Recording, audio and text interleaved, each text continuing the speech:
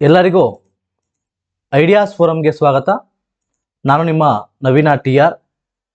ಕರ್ನಾಟಕದಲ್ಲಿಯೇ ಪ್ರಥಮ ಬಾರಿಗೆ ಸಮಗ್ರವಾಗಿ ಭಾರತ ಮತ್ತು ಕರ್ನಾಟಕದ ಇತಿಹಾಸವನ್ನು ಚರ್ಚೆ ಮಾಡುವಂತಹ ಕೆಲಸ ಐಡಿಯಾಸ್ ಫೋರಂ ತಂಡದ ವತಿಯಿಂದ ಈಗ ಆಗ್ತಾ ಇದೆ.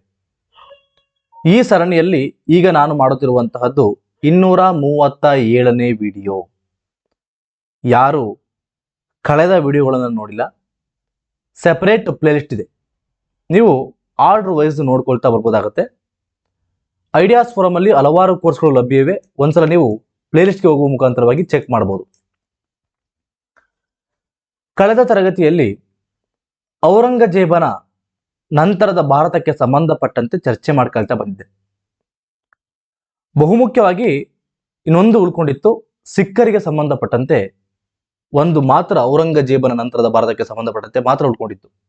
ಕಳೆದ ತರಗತಿಯಲ್ಲಿ ಸಿಂಧ್ಗೆ ಸಂಬಂಧಪಟ್ಟಂತೆ ಡೀಟೇಲ್ಡ್ ಆಗಿ ಕೂಡ ಎಕ್ಸಾಮ್ ಪಾಯಿಂಟ್ ಆಫ್ ವ್ಯೂ ನಿಮಗೆ ಚರ್ಚೆ ಮಾಡಿದೆ. ಏನು important exam point of view, ಹೇಗೆ ಸಿಂಧನ್ನು ವಶಪಡಿಸಿಕೊಂಡರು ಬ್ರಿಟಿಷರು ಅಂತ ಕೂಡ ಚರ್ಚೆ ಮಾಡಿದೆ. ಬ್ರಿಟಿಷರ ಒಂದು ದುರಾಸೆಗೆ ಉದಾಹರಣೆಯೇ ಸಿಂಧ್ ಕಿಂಗ್ಡಮ್ ಅನ್ನು ವಶಪಡಿಸಿಕೊಂಡರು. ಅವರಿಗೆ ಸಿಂಧರು ಯಾವ ರೀತಿಯಾಗಿಯೂ ಕೂಡ ತೊಂದರೆಯನ್ನ ಮಾಡಿರಲಿಲ್ಲ ಬ್ರಿಟಿಷರಿಗೆ. ಆದರೂ ಕೂಡ ಅವರು ಯಾವ ರೀತಿಯಾಗಿ ಸಿಂಧನ್ನ ವಶಪಡಿಸಿಕೊಂಡರು, ತಮ್ಮ ದುರಾಸೆಯ ಕಾರಣಗಳನ್ನ ಕೊಟ್ಟು. ಹೆಂಗಾಯ್ತಪ್ಪ ಅಂದ್ರೆ, ಅಫ್ಘಾನಿಸ್ತಾನದ ವಿರುದ್ಧವಾಗಿ ಅವರು ಹೋರಾಟವನ್ನ ಮಾಡಿ ಸೋತು ಅಲ್ಲಿ ಸಿಂಧನ ಬಳಸ್ಕೊಳ್ತಾ ಇದ್ರು. ಸೋತಿದ್ದಕ್ಕೆ ಈ ಬೀದಿಗಳಲ್ಲಿ ಜಗಳ ಆಡಿ ಬಡಿಸಿಕೊಂಡು ಮನೆಗೆ ಬಂದು ತನ್ನ ಹೆಂಡತಿಯನ್ನ ಹಿಗ್ಗಾಮುಗ್ಗ ಥಳಿಸಿದಂತೆ ಇತ್ತು ಆ ಒಂದು ಯುದ್ಧ ಅನ್ನುವ ರೀತಿಯಲ್ಲಿ ಅವರು ಸಿಂಧನ್ನ, ಪಾಪದ ಸಿಂಧು, ಪಾಪ ಯಾರಿಗೂ ತೊಂದರೆ ಮಾಡಿದವರಲ್ಲ. ಬ್ರಿಟಿಷರು ಏನ್ ಹೇಳಿದ್ರು ಕೂಡ ಕೇಳ್ಕೊಂಡು ಸರಿ ಆಯ್ತು ಅಂದವರು. ಸಬ್ಸಿಡಿ ಅಲಯನ್ಸ್ಗೂ ಸೈನ್ ಹಾಕ್ದವ್ರು. ಕಂಪ್ಲೀಟ್ ಆಗಿ ಬ್ರಿಟಿಷರ ಅಧಿಕಾರವನ್ನೇ ಒಪ್ಪಿಕೊಂಡಿದ್ರು. ಅಂಥವ್ರನ್ನು ಕೂಡ ಅವರು ಬಿಡ್ಲಿಲ್ಲ. ಅವರ ಒಂದು ಪ್ರದೇಶವನ್ನ ವಶಪಡಿಸಿಕೊಂಡು ಆಳ್ವಿಕೆ ಮಾಡಕ್ಕೆ ಸ್ಟಾರ್ಟ್ ಮಾಡ್ಕೊಂಡ್ರು. ಇನ್ನೊಂದು ಕೊನೆಯ ಕಿಂಗ್ಡಮ್ ಔರಂಗಜೇಬನ ನಂತರದ ಭಾರತಕ್ಕೆ ಸಂಬಂಧಪಟ್ಟಂತೆ ನೋಡಬೇಕಾದ್ರೆ ಸಿಖ್ ಸಾಮ್ರಾಜ್ಯಕ್ಕೆ ಸಂಬಂಧಪಟ್ಟಂತೆ ಚರ್ಚೆ ಮಾಡ್ಕೊಳ್ತಾ ಹೋಗೋಣ. ಸಿಖ್ ಸಾಮ್ರಾಜ್ಯ,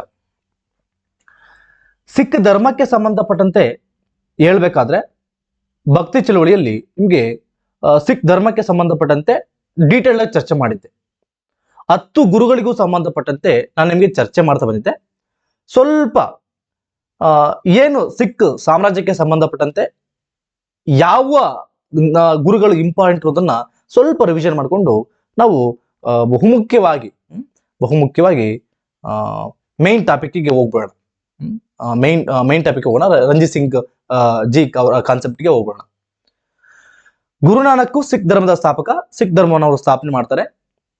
ನಂತರವಾಗಿ ಬಂದಂತ ಇಂಪಾರ್ಟೆಂಟು ನಮಗೆ ಈ ಸಾಮ್ರಾಜ್ಯಕ್ಕೆ ಸಂಬಂಧಪಟ್ಟಂತ ಇಂಪಾರ್ಟೆಂಟ್ ಅಂದ್ರೆ 5ನೇ ಗುರುಗಳು, ಗುರು ಅರ್ಜುನ್ ಸಿಂಗ್.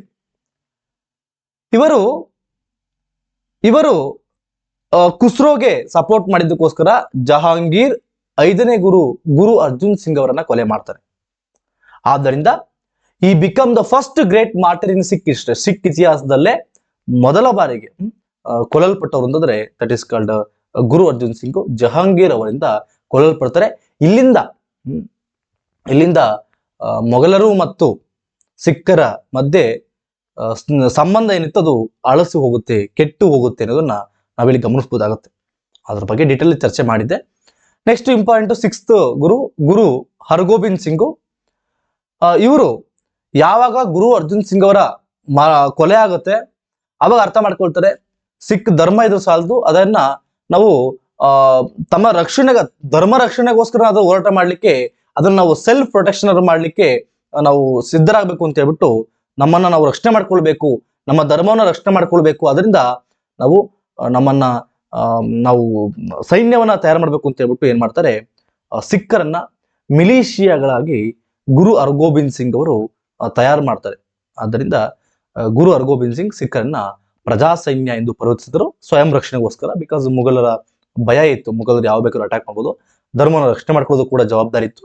ಆದ್ದರಿಂದ ಗುರು ಹರ್ಗೋಬಿಂದ್ ಸಿಂಗ್ ಅವರು ಮಿಲಿಷಿಯಾ ಆಗಿ ಸಿಖ್ ಅವರನ್ನ ಪ್ರಜಾ ಸೈನ್ಯ ಅಂತೇಳಿ, ಅಂದ್ರೆ ಧರ್ಮ ರಕ್ಷಣೆಗೋಸ್ಕರ ಯಾವ್ದಾದ್ರು ಬಂದಾಗ ಹೋರಾಟ ಮಾಡ್ಲಿಕ್ಕೆ ರೆಡಿ ಆಗಿರ್ಬೇಕು ಅನ್ನುವ ರೀತಿಯಲ್ಲಿ ನೆಕ್ಸ್ಟ್ 9th ಗುರು ತೇಜ್ ಬಹದ್ದೂರು.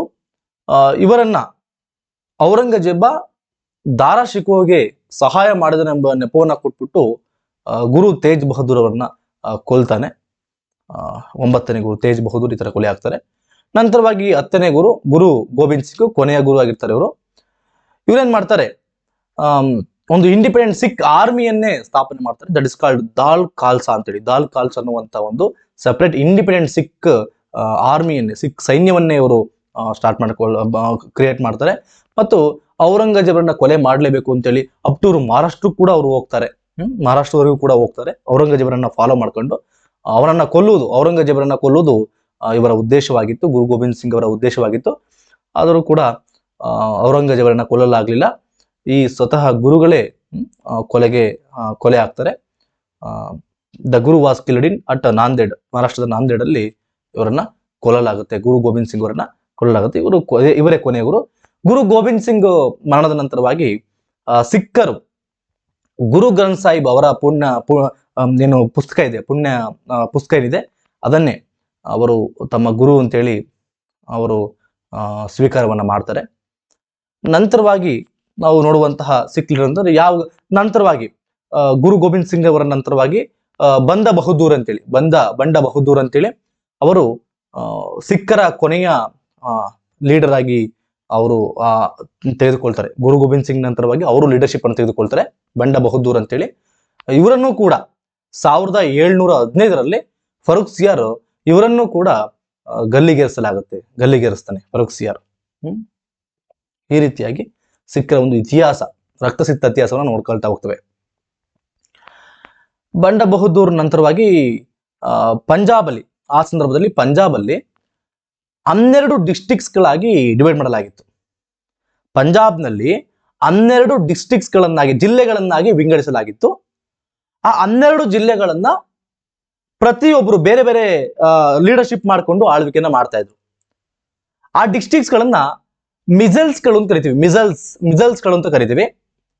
ಆ 12 ಮಿಸಲ್ಸ್ಗಳು ಯಾವಪ್ಪ ಅಂದ್ರೆ ನಿಮಗೆ ಅರ್ಥ ಆಗ್ಲಂಗೆ ಹೇಳ್ತೀನಿ ನಿಮಗೆ. ಬಂಡ ಬಹದ್ದೂರ್ ಮರಣದ ನಂತರವಾಗಿ ಪಂಜಾಬ್ ಏನಿತ್ತು, ಸಿಖ್ಖರ ಪ್ರಾಂತ್ಯ ಏನಿತ್ತು ಪಂಜಾಬ್, ಆ ಪಂಜಾಬ್ ಒಬ್ಬನೇ ಲೀಡರ್ಶಿಪ್ನ ಅಂಡರಲ್ಲಿ ಇರಲಿಲ್ಲ. ಆ ಪಂಜಾಬ್ 12 ಡಿಸ್ಟ್ರಿಕ್ಟ್ಸ್ಗಳಾಗಿ ಡಿವೈಡ್ ಆಗಿತ್ತು. 12 ಡಿಸ್ಟ್ರಿಕ್ಟ್ಸ್ಗಳು ಕೂಡ ಒಂದೊಂದು ಡಿಸ್ಟ್ರಿಕ್ಟ್ಗೆ ಒಬ್ಬರು ಲೀಡರ್ ಆಗಿ ಆಳ್ವಿಕೆಯನ್ನ ಮಾಡ್ತಾ ಇದ್ರು, ಆಡಳಿತವನ್ನ ಮಾಡ್ತಾ ಇದ್ರು. ಆ ಡಿಸ್ಟ್ರಿಕ್ಟ್ಸ್ಗಳನ್ನ ಮಿಸಲ್ಸ್ಗಳು ಅಂತ ಕರೆಯಲಾಗ್ತಿತ್ತು. ಅಂದ್ರೆ 12 ಡಿಸ್ಟ್ರಿಕ್ಟ್ಸ್ಗಳನ್ನ 12 ಮಿಸಲ್ಸ್ಗಳು ಇದ್ದವು ಎಂದು ಹೇಳಬಹುದು. 12 ಮಿಸಲ್ಸ್ಗಳು ಯಾವುವು? ಒಂದು ಅಹ್ಲುವಾಲಿಯಾ, ಇಲ್ಲಿ ಕೊಟ್ಟಿದ್ದೀನಿ ನೋಡಿ, ನೀವು ನೋಡ್ಕೋಬಹುದು. ಅಹ್ಲುವಾಲಿಯಾ, ಇನ್ನೊಂದು ಬಂಗಿ, ಇನ್ನೊಂದು ಡಲ್ಲೆವಾಲಿಯಾ, ಇನ್ನೊಂದು ಫೈಜುಲ್ಲಾಪುರಿಯಾ, ಇನ್ನೊಂದು ಕನ್ಹಯ್ಯ, ಕ್ರೋರಸಿಂಗಿಯಾ, ನಕ್ಕೈ, ನಿಶಾನಿಯಾ, ಫುಲಾಕಿಯಾ, ರಾಮಗಾರ್ಹಿಯಾ, ಸುಕರ್ಚಕಿಯಾ, ಶಾಹೀದ್. ಸರ್, ನಮಗೆ ಇತಿಹಾಸ ಅಂದ್ರೆ ಕಬ್ಬಿಣದ ಕಡಲೆ ಆಗಿದೆ.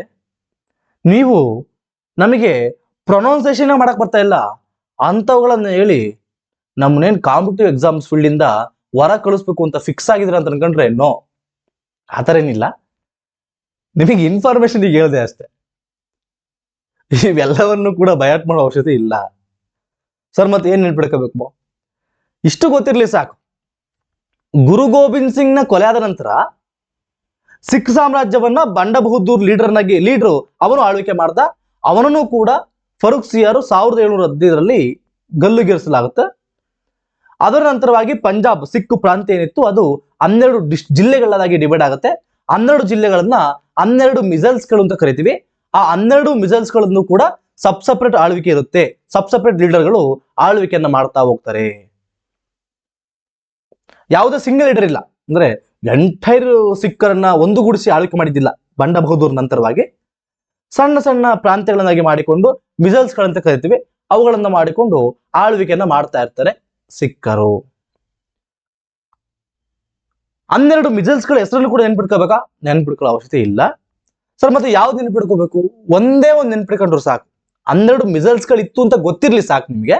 ಆದರೆ 12 ಹೆಸರುಗಳನ್ನು ಕೂಡ ನೆನಪಿಟ್ಟುಕೊಳ್ಳುವ ಅವಶ್ಯಕತೆ ನಿಮಗಿಲ್ಲ. ಒಂದು ಮಿಸೈಲ್ಸ್ ಬಹಳ ಇಂಪಾರ್ಟೆಂಟು, ಸುಕರ್ ಚಕಿಯ.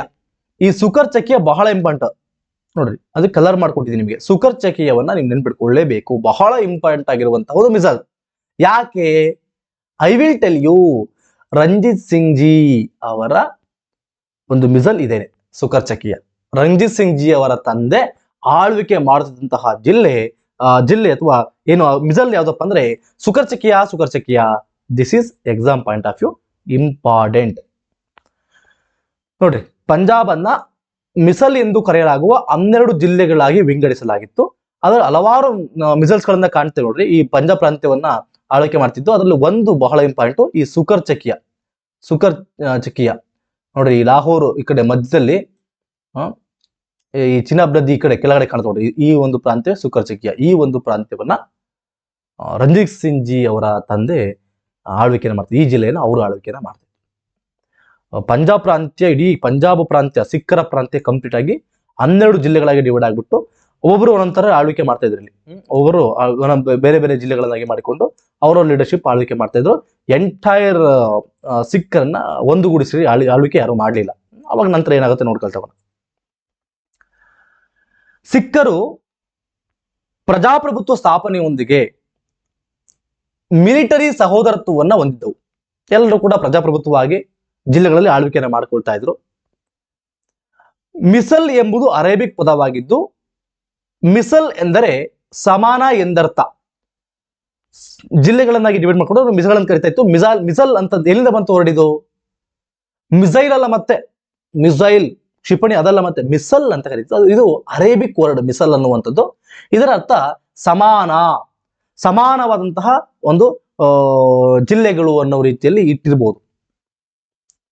ಅಥವಾ ಇನ್ನೊಂದು ಮೀನಿಂಗ್ ಕೂಡ ಇದೆ. ಮಿಸಲ್ ಎಂದರೆ ರಾಜ್ಯ ಎಂದರ್ಥ. ಅಂದ್ರೆ ಸಿಖ್ಖರಲ್ಲೇ 12 ರಾಜ್ಯಗಳನ್ನಾಗಿ ಮಾಡಿಕೊಂಡು ಒಬ್ಬೊಬ್ಬರು ಪ್ರಜಾತಾಂತ್ರಿಕವಾಗಿ ಆಳ್ವಿಕೆಯನ್ನು ಮಾಡ್ತಾ ಇದ್ರು ಅಂತ ಆ ರೀತಿಯಾಗಿ ನೀವು ಅರ್ಥ ಮಾಡ್ಕೊಳ್ಬಹುದು. ಒಟ್ಟು 12 ಭಾಗ ಡಿವೈಡ್ ಆಗಿತ್ತು ಸಿಖ್ ಪ್ರಾಂತ್ಯ. 12 ಭಾಗದಲ್ಲೂ ಕೂಡ ಡಿಫ್ರೆಂಟ್ ಆಳ್ವಿಕೆ ಮಾಡ್ತಾ ಇದ್ರು. ಅವರೆಲ್ಲರೂ ಕೂಡ ಮಿಲಿಟರಿ ಸಹೋದರತ್ವವನ್ನು ಹೊಂದಿದ್ರು. ಯಾರು ಅವ್ರವ್ರು ಜಗಳ ಆಡ್ಕೊಂತ ಇರಲಿಲ್ಲ, ಸಹೋದರತ್ವ ಹೊಂದಿದ್ರು. ಅವ್ರ ಪಡೆಯವರು ನಡ್ಕೊಂಡು ಆಳ್ವಿಕೆ ಮಾಡ್ಕೊಂಡು ಹೋಗ್ತಾ ಇದ್ರು. ಬಹುಮುಖ್ಯವಾಗಿ 1763ರಿಂದ 1773ರವರೆಗೆ ಅವಧಿಯಲ್ಲಿ ಸಿಖ್ ಮುಖ್ಯಸ್ಥರ ಹಲವಾರು ಮುಖ್ಯಸ್ಥರುಗಳು ಮಿಸೈಲ್ಸ್ಗಳಿಗೆ ಲೀಡರ್ ಆಗಿ ಬಂದರು. ಸಿಖ್ ಮುಖ್ಯಸ್ಥರಡಿಯಲ್ಲಿ ಅನೇಕ ಮಿಸೈಲ್ಗಳು ಪಂಜಾಬ್ ಪ್ರದೇಶವನ್ನ ಆಳಲು ಪ್ರಾರಂಭಿಸಿದವು. ಅದರಲ್ಲಿ ಒಂದು ಬಹಳ ಇಂಪಾರ್ಟೆಂಟ್, ಒಂದು ಮಿಸೈಲ್ ಸುಕರ್ ಚಕಿಯ ಮಿಸೈಲ್ ಬಹಳ ಇಂಪಾರ್ಟೆಂಟ್. ಯಾಕೆ ಅಂತಂದ್ರೆ ಮುಂದೆ ಇಡೀ ಸಿಖ್ಖರನ್ನ ಒಂದುಗೂಡಿಸಿ ಆಳ್ವಿಕೆ ಮಾಡಿದ್ದು, ಸಿಖ್ ಸಾಮ್ರಾಜ್ಯವನ್ನು ಸ್ಥಾಪನೆ ಮಾಡಿದ್ದು ರಂಜಿತ್ ಸಿಂಗ್ ಜಿ ಅವರು.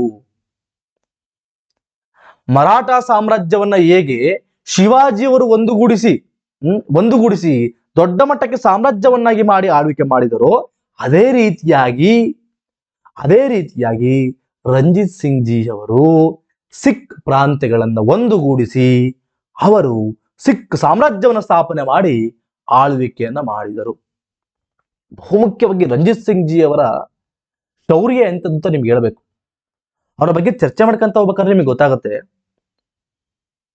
ಬ್ರಿಟಿಷರು ಯಾರನ್ನೂ ಕೂಡ ಬಿಡ್ಲಿಲ್ಲ, ಯಾರನ್ನು ಕೂಡ ಬಿಡ್ತಿರ್ಲಿಲ್ಲ.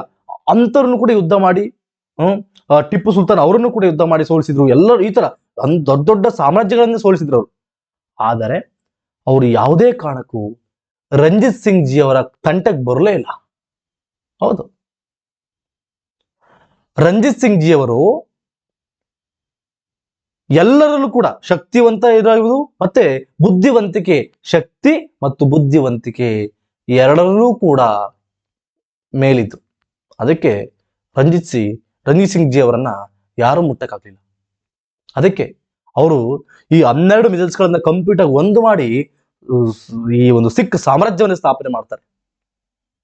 ಹೌದು, ಅದಕ್ಕೆ ಏನಂತ ನೋಡ್ಕೊಂಬೋಣ. ರಂಜಿತ್ ಸಿಂಗ್ ಜಿ ಅವರ ಜನನ ನವೆಂಬರ್ 2, 1780ರಲ್ಲಿ ಗುಜ್ರನ್ವಾಲಾದಲ್ಲಿ ಅವರ ಜನನ ಆಗತ್ತೆ. ರಂಜಿತ್ ಸಿಂಗ್ ಜಿ ಅವರ ತಂದೆ ಮಹನ್ ಸಿಂಗ್ ಅಂತೇಳಿ ಅವರು ಸುಕರ್ಚಕಿಯ ಮಿಸಲ್ನ ಹೆಡ್ ಆಗಿದ್ರು, ಲೀಡರ್ ಆಗಿದ್ರು. ಸುಕರ್ಚಕಿಯ ಮಿಸಲ್ನ ನಾಯಕರಾಗಿದ್ದವರು ಮಹನ್ ಸಿಂಗ್ ಅಂತೇಳಿ, ಮಹನ್ ಸಿಂಗ್ ನೋಡಿ ಕಾಣುತ್ತೆ, ಮತ್ತೆ ಮೋಹನ್ ಅಲ್ಲ, ಮತ್ತೆ ಮಹನ್ ಸಿಂಗ್ ಅಂತೇಳಿ ಅವರು ಸುಕರ್ಚಕಿಯ ಮಿಸಲ್ನ ನಾಯಕರಾಗಿದ್ರು. ಅವರ ಮಗನೇ ರಂಜಿತ್ ಸಿಂಗ್ ಜಿ. ಸುಕರ್ಚಕಿ ಅವರು ಕೂಡ ನೆಕ್ಸ್ಟ್ ಲೀಡರ್ ಆಗೋರಿದ್ರು, ಲೀಡರ್ ಆಗ್ತಾರೆ ಮುಂದೆ. ಯಾವಾಗ ಮಹಾನ್ ಸಿಂಗ್ ಅವರು ನಿಧನರಾದಾಗ ರಂಜಿತ್ ಸಿಂಗ್ ಜಿ ಅವರಿಗೆ ಕೇವಲ 12 ವರ್ಷ ಅಷ್ಟೆ, ಕೇವಲ 12 ವರ್ಷ, ಸಣ್ಣ ಹುಡುಗ. ಮಹಾನ್ ಸಿಂಗ್ ಜಿ ಅವರು ಮರಣ ಹೊಂದಿದಾಗ ರಂಜಿತ್ ಸಿಂಗ್ ಜಿ ಅವರಿಗೆ ಕೇವಲ 12 ವರ್ಷ. ಸರ್, 12 ವರ್ಷದಲ್ಲಿ ಏನ್ ಲೀಡರ್ಶಿಪ್ ಕ್ವಾಲಿಟಿ ಇರುತ್ತೆ, ಏನ್ ಅನುಭವ ಇರುತ್ತೆ, ಏನ್ ಶೌರ್ಯ ಇರುತ್ತೆ ಸರ್, ಬಿಡಿ ಸರ್ ಅಂತಂದ್ರೆ no, don't underestimate the power of Ranjit Singh ji. Ranjit Singh ಅವರ ಪವರ್ ಅನ್ನು ಅಂಡರ್ ಎಸ್ಟಿಮೇಟ್ ಮಾಡಂಗಿಲ್ಲ. 12 ವರ್ಷ ಆದ್ರೂ ಕೂಡ ಅವರಿಗೆ ರಾಜಕೀಯ ವ್ಯವಹಾರಗಳಲ್ಲಿ ಅವರಿಗೆ ದೊಡ್ಡ ಮಟ್ಟದ ಪವರ್, ಟ್ಯಾಲೆಂಟ್ ಇತ್ತು, ಎಲ್ಲ ರೀತಿಯ ಟ್ಯಾಲೆಂಟ್ ಕೂಡ ಇತ್ತು. ಕೇವಲ 12 ವರ್ಷ ಅವರ ತಂದೆ ಮರಣ ಹೊಂದಾಗ ಅವರು ಸುಕರ್ಚಕಿಯಾದ ನಾಯಕರಾಗ್ತಾರೆ. ಸುಕರ್ಚಕಿಯಾದ ನಾಯಕರಾಗಿ ಅಧಿಕಾರವನ್ನ ಸ್ವೀಕಾರ ಮಾಡ್ತಾರೆ ರಂಜಿತ್ ಸಿಂಗ್ ಜಿ ಅವರು. 18ನೇ ಶತಮಾನದ ಅಂತ್ಯದ ವೇಳೆಗೆ ಇವ್ರೇನ್ ಮಾಡ್ತಾರೆ, ಎಲ್ಲಾ ಪ್ರಮುಖ ಮಿಸಲ್ಗಳನ್ನ ಸುಕರ್ಚಕಿಯ ಹೊರತುಪಡಿಸಿ, ನೋಡ್ರಿ ಏನಾಗತ್ತಪ್ಪ ಅಂದ್ರೆ 18ನೇ ಶತಮಾನದ ಕೊನೆ ಟೈಮಲ್ಲಿ ಏನಾಗುತ್ತೆ, ಇವರು ಸುಕರ್ಚಕಿಯ ಲೀಡರ್ ಆಗ್ತಾರೆ, ಯಾರು, ರಂಜಿತ್ ಸಿಂಗ್ ಜಿ ಅವರು. 18ನೇ ಶತಮಾನದ ಎಂಡಲ್ಲಿ ಈ ಒಂದು ಮಿಸಲ್ಸ್ಗಳಲ್ಲಿ, ಈ ಮಿಸಲ್ಸ್ಗಳ ಮಧ್ಯೆ ಇದ್ವಲ್ಲ 12 ಮಿಸಲ್ಸ್ಗಳಿದ್ವು, ಅದರಲ್ಲಿ ಸುಕರ್ಚಕಿಯವನ್ನ ಹೊರತುಪಡಿಸಿ, ಸುಕರ್ಚಕಿಯವನ್ನ ರಂಜಿತ್ ಸಿಂಗ್ ಜಿ ಅವರು ಆಳ್ವಿಕೆ ಮಾಡ್ತಾ ಇದ್ರು. ಅದನ್ನ ಹೊರತುಪಡಿಸಿ ಇನ್ನು 11 ಏನಿದ್ವು, ಅದರ ಮಧ್ಯೆ ಜಗಳಗಳು ಸ್ಟಾರ್ಟ್ ಆದವು ಮತ್ತು ಅವುಗಳು ಡಿವೈಡ್ ಆಗುವಂತ ಸ್ಥಿತಿಗೆ ತಲುಪಿತು. ಇನ್ನೇನು ಡಿವೈಡ್ ಆಗಿ, ಇವು ಇರೋದೇ 11, ಮತ್ತು ಡಿವೈಡ್ ಆಗಿ ಇನ್ನು ಹೆಚ್ಚು ಡಿವೈಡ್ ಆಗ್ತಾ ಹೋದು. ಅಂತಹ ಸಂದರ್ಭ ಒದಗಿ ಬಂತು 18ನೇ ಶತಮಾನದ ಅಂತ್ಯದ ವೇಳೆಗೆ. ಸಿಖ್ಖರನ್ನ ಒಂದ್ ಮಾಡ್ಬೇಕು ಅಂತಂದ್ರೆ ಈ ಎಲ್ಲಾ ಮಿಸಲ್ಸ್ಗಳನ್ನ ಒಂದು ಮಾಡಿ ಒಬ್ಬನೇ ಆಳ್ವಿಕೆ ಮಾಡಬೇಕು ಅಂತ. ಅವಾಗ ಬಂಡಬಹದ್ದೂರ ಲಾಸ್ಟ್ ಆಳ್ವಿಕೆ ಮಾಡಿದ್ದು. ಅದ್ರ ನಂತರವಾಗಿ ಯಾರು ಅಂತ ಬರಲಿಲ್ಲ. ಮಿಸಲ್ಸ್ಗಳು ಡಿವೈಡ್ ಮಾಡ್ಕೊಂಡು ಮತ್ತೆ ಡಿವೈಡ್ ಆಗ್ತಾ ಹೋದ್ರು. 12 ಆಲ್ರೆಡಿ ಸಿಖ್ಖರು ಡಿವೈಡ್ ಆಗಿದ್ದಾರೆ, ಕಂಪ್ಲೀಟ್ ಆಗಿ ಒಂದಾಗಕ್ಕಾಗಿಲ್ಲ. ಈಗ ಮತ್ತೆ ಇದ್ರಲ್ಲೂ ಡಿಸ್ಇಂಟಿಗ್ರೇಷನ್ ಆಗ್ತಾ ಹೋಗ್ತು, ವಿಘಟನೆಯ ಸ್ಥಿತಿಯಲ್ಲಿದ್ವು.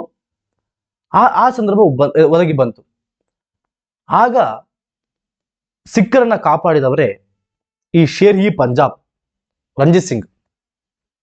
ಹೌದು, ಎಲ್ಲರನ್ನು ಕೂಡ ಒಂದು ಮಾಡಿ ಇವರು ಲೀಡರ್ ಆಗ್ತಾರೆ, ಸಿಖ್ ಸಾಮ್ರಾಜ್ಯವನ್ನು ಸ್ಥಾಪನೆ ಮಾಡ್ತಾರೆ. ಹೇಗೆ ಅಂತ ನೋಡ್ಕೊಳ್ತಾವ. ಇವರನ್ನ ಶೇರ್ ಇ ಪಂಜಾಬ್, ಪಂಜಾಬಿನ ಸಿಂಹ ಎಂದು ಕರೆಯಲಾಗುತ್ತದೆ. ಎಕ್ಸಾಮ್ಸ್ ಅಲ್ಲಿ ಕೇಳ್ತಾರೆ, ಈ ಕೆಳಗಿನ ಯಾರನ್ನ ಶೇರ್ ಇ ಪಂಜಾಬ್, ಪಂಜಾಬಿನ ಸಿಂಹ ಎಂದು ಕರೆಯಲಾಗುತ್ತದೆ ಅಂತ ಕೇಳಿದಾಗ that is called Ranjit Singh ji ಅವರನ್ನ. ರಣಜಿತ್ ಎಂದರೆ ರಣಬೇರಿ ಎಂದರ್ಥ. ರಣಜಿತ್ ಎಂದರೆ ರಣಬೇರಿ. ಇವರೆಲ್ಲದರಲ್ಲೂ ಕೂಡ ರಣಬೇರಿನ ಸಾಧಿಸಿದ್ರು. ಅವರ ಹೆಸರಿಗೆ ತಕ್ಕಂತೆ ಅವರು ನಡ್ಕೊಂಡಿದ್ದಾರೆ. ಅವರ ಹೆಸರಿಗೆ ತಕ್ಕಂತೆ ಅವರು ನಡೆದುಕೊಂಡಿದ್ದಾರೆ.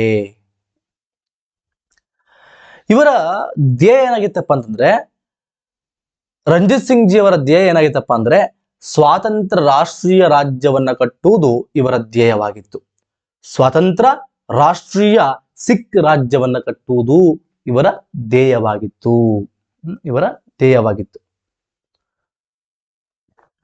ಮುಂದೆ ಏನಾಗುತ್ತೆ ನೋಡೋಣ. ಯಾವ ಸಂದರ್ಭಗಳು ಬಂದು ಅದನ್ನು ಹೇಗೆ ಉಪಯೋಗಿಸ್ಕೊಂಡ್ರು. ಮುಂದಿನ 3 ದಶಕಗಳವರೆಗೆ ಅಫ್ಘಾನಿಸ್ತಾನದಲ್ಲಿ ಪಕ್ಕದ ಅಫ್ಘಾನಿಸ್ತಾನದಲ್ಲಿ ಅಂತರ್ಯುದ್ಧ ಸ್ಟಾರ್ಟ್ ಆಯ್ತು. ಅವರವರಲ್ಲೇ ಹೊಡೆದಾಟಗಳು, ಅಧಿಕಾರಕ್ಕೋಸ್ಕರ ಹೊಡೆದಾಟ, ಅಂತರ್ಯುದ್ಧಗಳು ಸ್ಟಾರ್ಟ್ ಆಯ್ತು. ಸಿವಿಲ್ ವಾರ್ ಸ್ಟಾರ್ಟ್ ಆಯ್ತು. ಜನರು ಕೂಡ ಅದ್ರಲ್ಲಿ ಭಾಗಿಯಾಗ್ಬಿಟ್ರು. ಆ ರೀತಿಯಾಗಿ ಸಿವಿಲ್ ವಾರ್ ಸ್ಟಾರ್ಟ್ ಆಯ್ತು. ಆಗ ರಂಜಿತ್ ಸಿಂಗ್ ಜಿ ಅವರು ಈ ಒಂದು ಅವಕಾಶವನ್ನ ಸಂಪೂರ್ಣವಾಗಿ ಚೆನ್ನಾಗಿ ಬಳಸ್ಕೊಂಡ್ರು. ಹೌದು, ಏನು ಅಫ್ಘಾನಿಸ್ತಾನದಲ್ಲಿ ಸಿವಿಲ್ ವಾರ್ ಆಗ್ತಾ ಇತ್ತು, ಅಲ್ಲಿ ಅಂತರ್ಯುದ್ಧ ನಡೀತಾ ಇತ್ತು. ಆ ಸಂದರ್ಭವನ್ನ ರಂಜಿತ್ ಸಿಂಗ್ ಜಿ ಅವರು ಸಂಪೂರ್ಣವಾಗಿ ಬಳಕೆ ಮಾಡಿಕೊಂಡ್ರು. ಇವರು ಆ ಸಮಯವನ್ನ ಬ್ಲಡ್ ಅಂಡ್ ಐರನ್ ಪಾಲಿಸಿಯ ಮುಖಾಂತರವಾಗಿ, ರೂತ್ಲೆಸ್ ಪಾಲಿಸಿ, ಈ ಯಾರನ್ನು ಬಿಡೋದಿಲ್ಲ, ರಕ್ತ ಮತ್ತು ಕಬ್ಬಿಣದ ನಿರ್ದಯ ನೀತಿಯನ್ನು ಅನುಸರಿಸಿಬಿಟ್ಟು ಮಧ್ಯ ಪಂಜಾಬ್ನಲ್ಲಿ ಆ ಸಂದರ್ಭವನ್ನ ಅಫ್ಘಾನಿಸ್ತಾನದ ಈ ಒಂದು ಅಂತರ್ಯುದ್ಧದ ಸಂದರ್ಭವನ್ನು ಉಪಯೋಗಿಸಿಕೊಂಡು ರಕ್ತ ಮತ್ತು ಕಬ್ಬಿಣದ ನೀತಿಯನ್ನು ಅನುಸರಿಸಿ ಅವರು ಮಧ್ಯ ಪಂಜಾಬ್ನಲ್ಲಿ ಸ್ವತಃ ಒಂದು ರಾಜ್ಯವನ್ನು ರೂಪಿಸ್ಕೊಳ್ತಾರೆ. ಸುಕರ್ ಚಕ್ಕಿಯ ಇತ್ತು, ಅದನ್ನು ಎಕ್ಸ್ಪ್ಯಾಂಡ್ ಮಾಡ್ಕೊಂತ ಹೋಗ್ತಾರೆ. ಪಕ್ಕದ ಮಿಜಲ್ಲು ಈ ರೀತಿಯಾಗಿ ಅಫ್ಘಾನಿಸ್ತಾನದ ಕೆಲವು ಭಾಗಗಳು ಈ ರೀತಿಯಾಗಿ ಈ ಒಂದು ಸಂದರ್ಭವನ್ನ ಅವರು ಅತ್ಯಂತ ಅದ್ಭುತವಾಗಿ ಯೂಸ್ ಮಾಡಿಕೊಂಡು ಒಂದು ರಾಜ್ಯವನ್ನ ರೂಪಿಸ್ಕೊಳ್ತಾರೆ. 1799ರಲ್ಲಿ ಇವರು ಮತ್ತು ಅಫ್ಘಾನಿಸ್ತಾನದ ಜಮನ್ ಶಾ ಅಂತ, ಅಫ್ಘಾನಿಸ್ತಾನದ ರಾಜವ ರೂಲರ್ ಜಮನ್ ಶಾ ಅಂತೇಳಿ, ಇವರಿಗೂ ಮತ್ತು ಇವರಿಗೂ ಒಳ್ಳೆ ಸಂಬಂಧ ಇತ್ತು. ಅಫ್ಘಾನಿಸ್ತಾನ ಯುದ್ಧ ಏನ್ ಮಾಡಿಲ್ಲ, ಅಂದ್ರೆ ಆ ಸಂದರ್ಭವನ್ನು ಉಪಯೋಗಿಸ್ಕೊಂಡ್ರು ಹೊರತು ಬಿಟ್ರೆ ಅಫ್ಘಾನಿಸ್ತಾನದ ಜೊತೆ ಒಳ್ಳೆ ಸಂಬಂಧ ಇತ್ತು ರಂಜಿತ್ ಸಿಂಗ್ ಜಿ ಅವರಿಗೆ. ರಂಜಿತ್ ಸಿಂಗ್ ಜಿ ಅವರು ಅಫ್ಘಾನಿಸ್ತಾನದ ಜೊತೆ ಸಂಬಂಧ ಚೆನ್ನಾಗಿ ಇಟ್ಕೊಂಡಿದ್ರು. 1999ರಲ್ಲಿ ಅಫ್ಘಾನಿಸ್ತಾನದ ರಾಜ ಜಮನ್ ಶಾ ರಂಜಿತ್ ಸಿಂಗ್ ಜಿ ಅವರನ್ನ ಲಾಹೋರ್ನ ಗವರ್ನರ್ ಆಗಿ ನೇಮಕ ಮಾಡ್ತಾನೆ. 1999ರಲ್ಲಿ ಅಫ್ಘಾನಿಸ್ತಾನದ ರಾಜ ಜಮನ್ ಶಾ ರಂಜಿತ್ ಸಿಂಗ್ ಜಿ ಅವರಿಗೆ ಲಾಹೋರ್ನ ಗವರ್ನರ್ ಆಗಿ ನೇಮಕ ಮಾಡ್ತಾನೆ. ಆ ಸಮಯದಲ್ಲಿ ಅಫ್ಘಾನಿಸ್ತಾನದಲ್ಲಿ ಸಿವಿಲ್ ವಾರ್ ಆಗ್ತಾ ಇರುತ್ತೆ. ಇವರು ಲಾಹೋರ್ನ ಗವರ್ನರ್ ಆಗ್ತಾರೆ. ಅವರ ಮಧ್ಯೆ ಜಗಳ ನಡೀತಾ ಇರುತ್ತೆ ಅಫ್ಘಾನಿಸ್ತಾನದಲ್ಲಿ. ಅದನ್ನು ಉಪಯೋಗಿಸಿಕೊಂಡು ಇವರು ದೊಡ್ಡ ಒಂದು ಸಾಮ್ರಾಜ್ಯವನ್ನ ಕಟ್ಟುವಂತ ಕೆಲಸವನ್ನು ಮಾಡ್ಕೊಳ್ತಾ ಹೋಗ್ತಾರೆ. ನೋಡ್ರಿ, ಜಮನ್ ಶಾ ಚೆನ್ನಾಗಿದ್ದು ರಂಜಿತ್ ಸಿಂಗ್ ಜೊತೆಗೆ.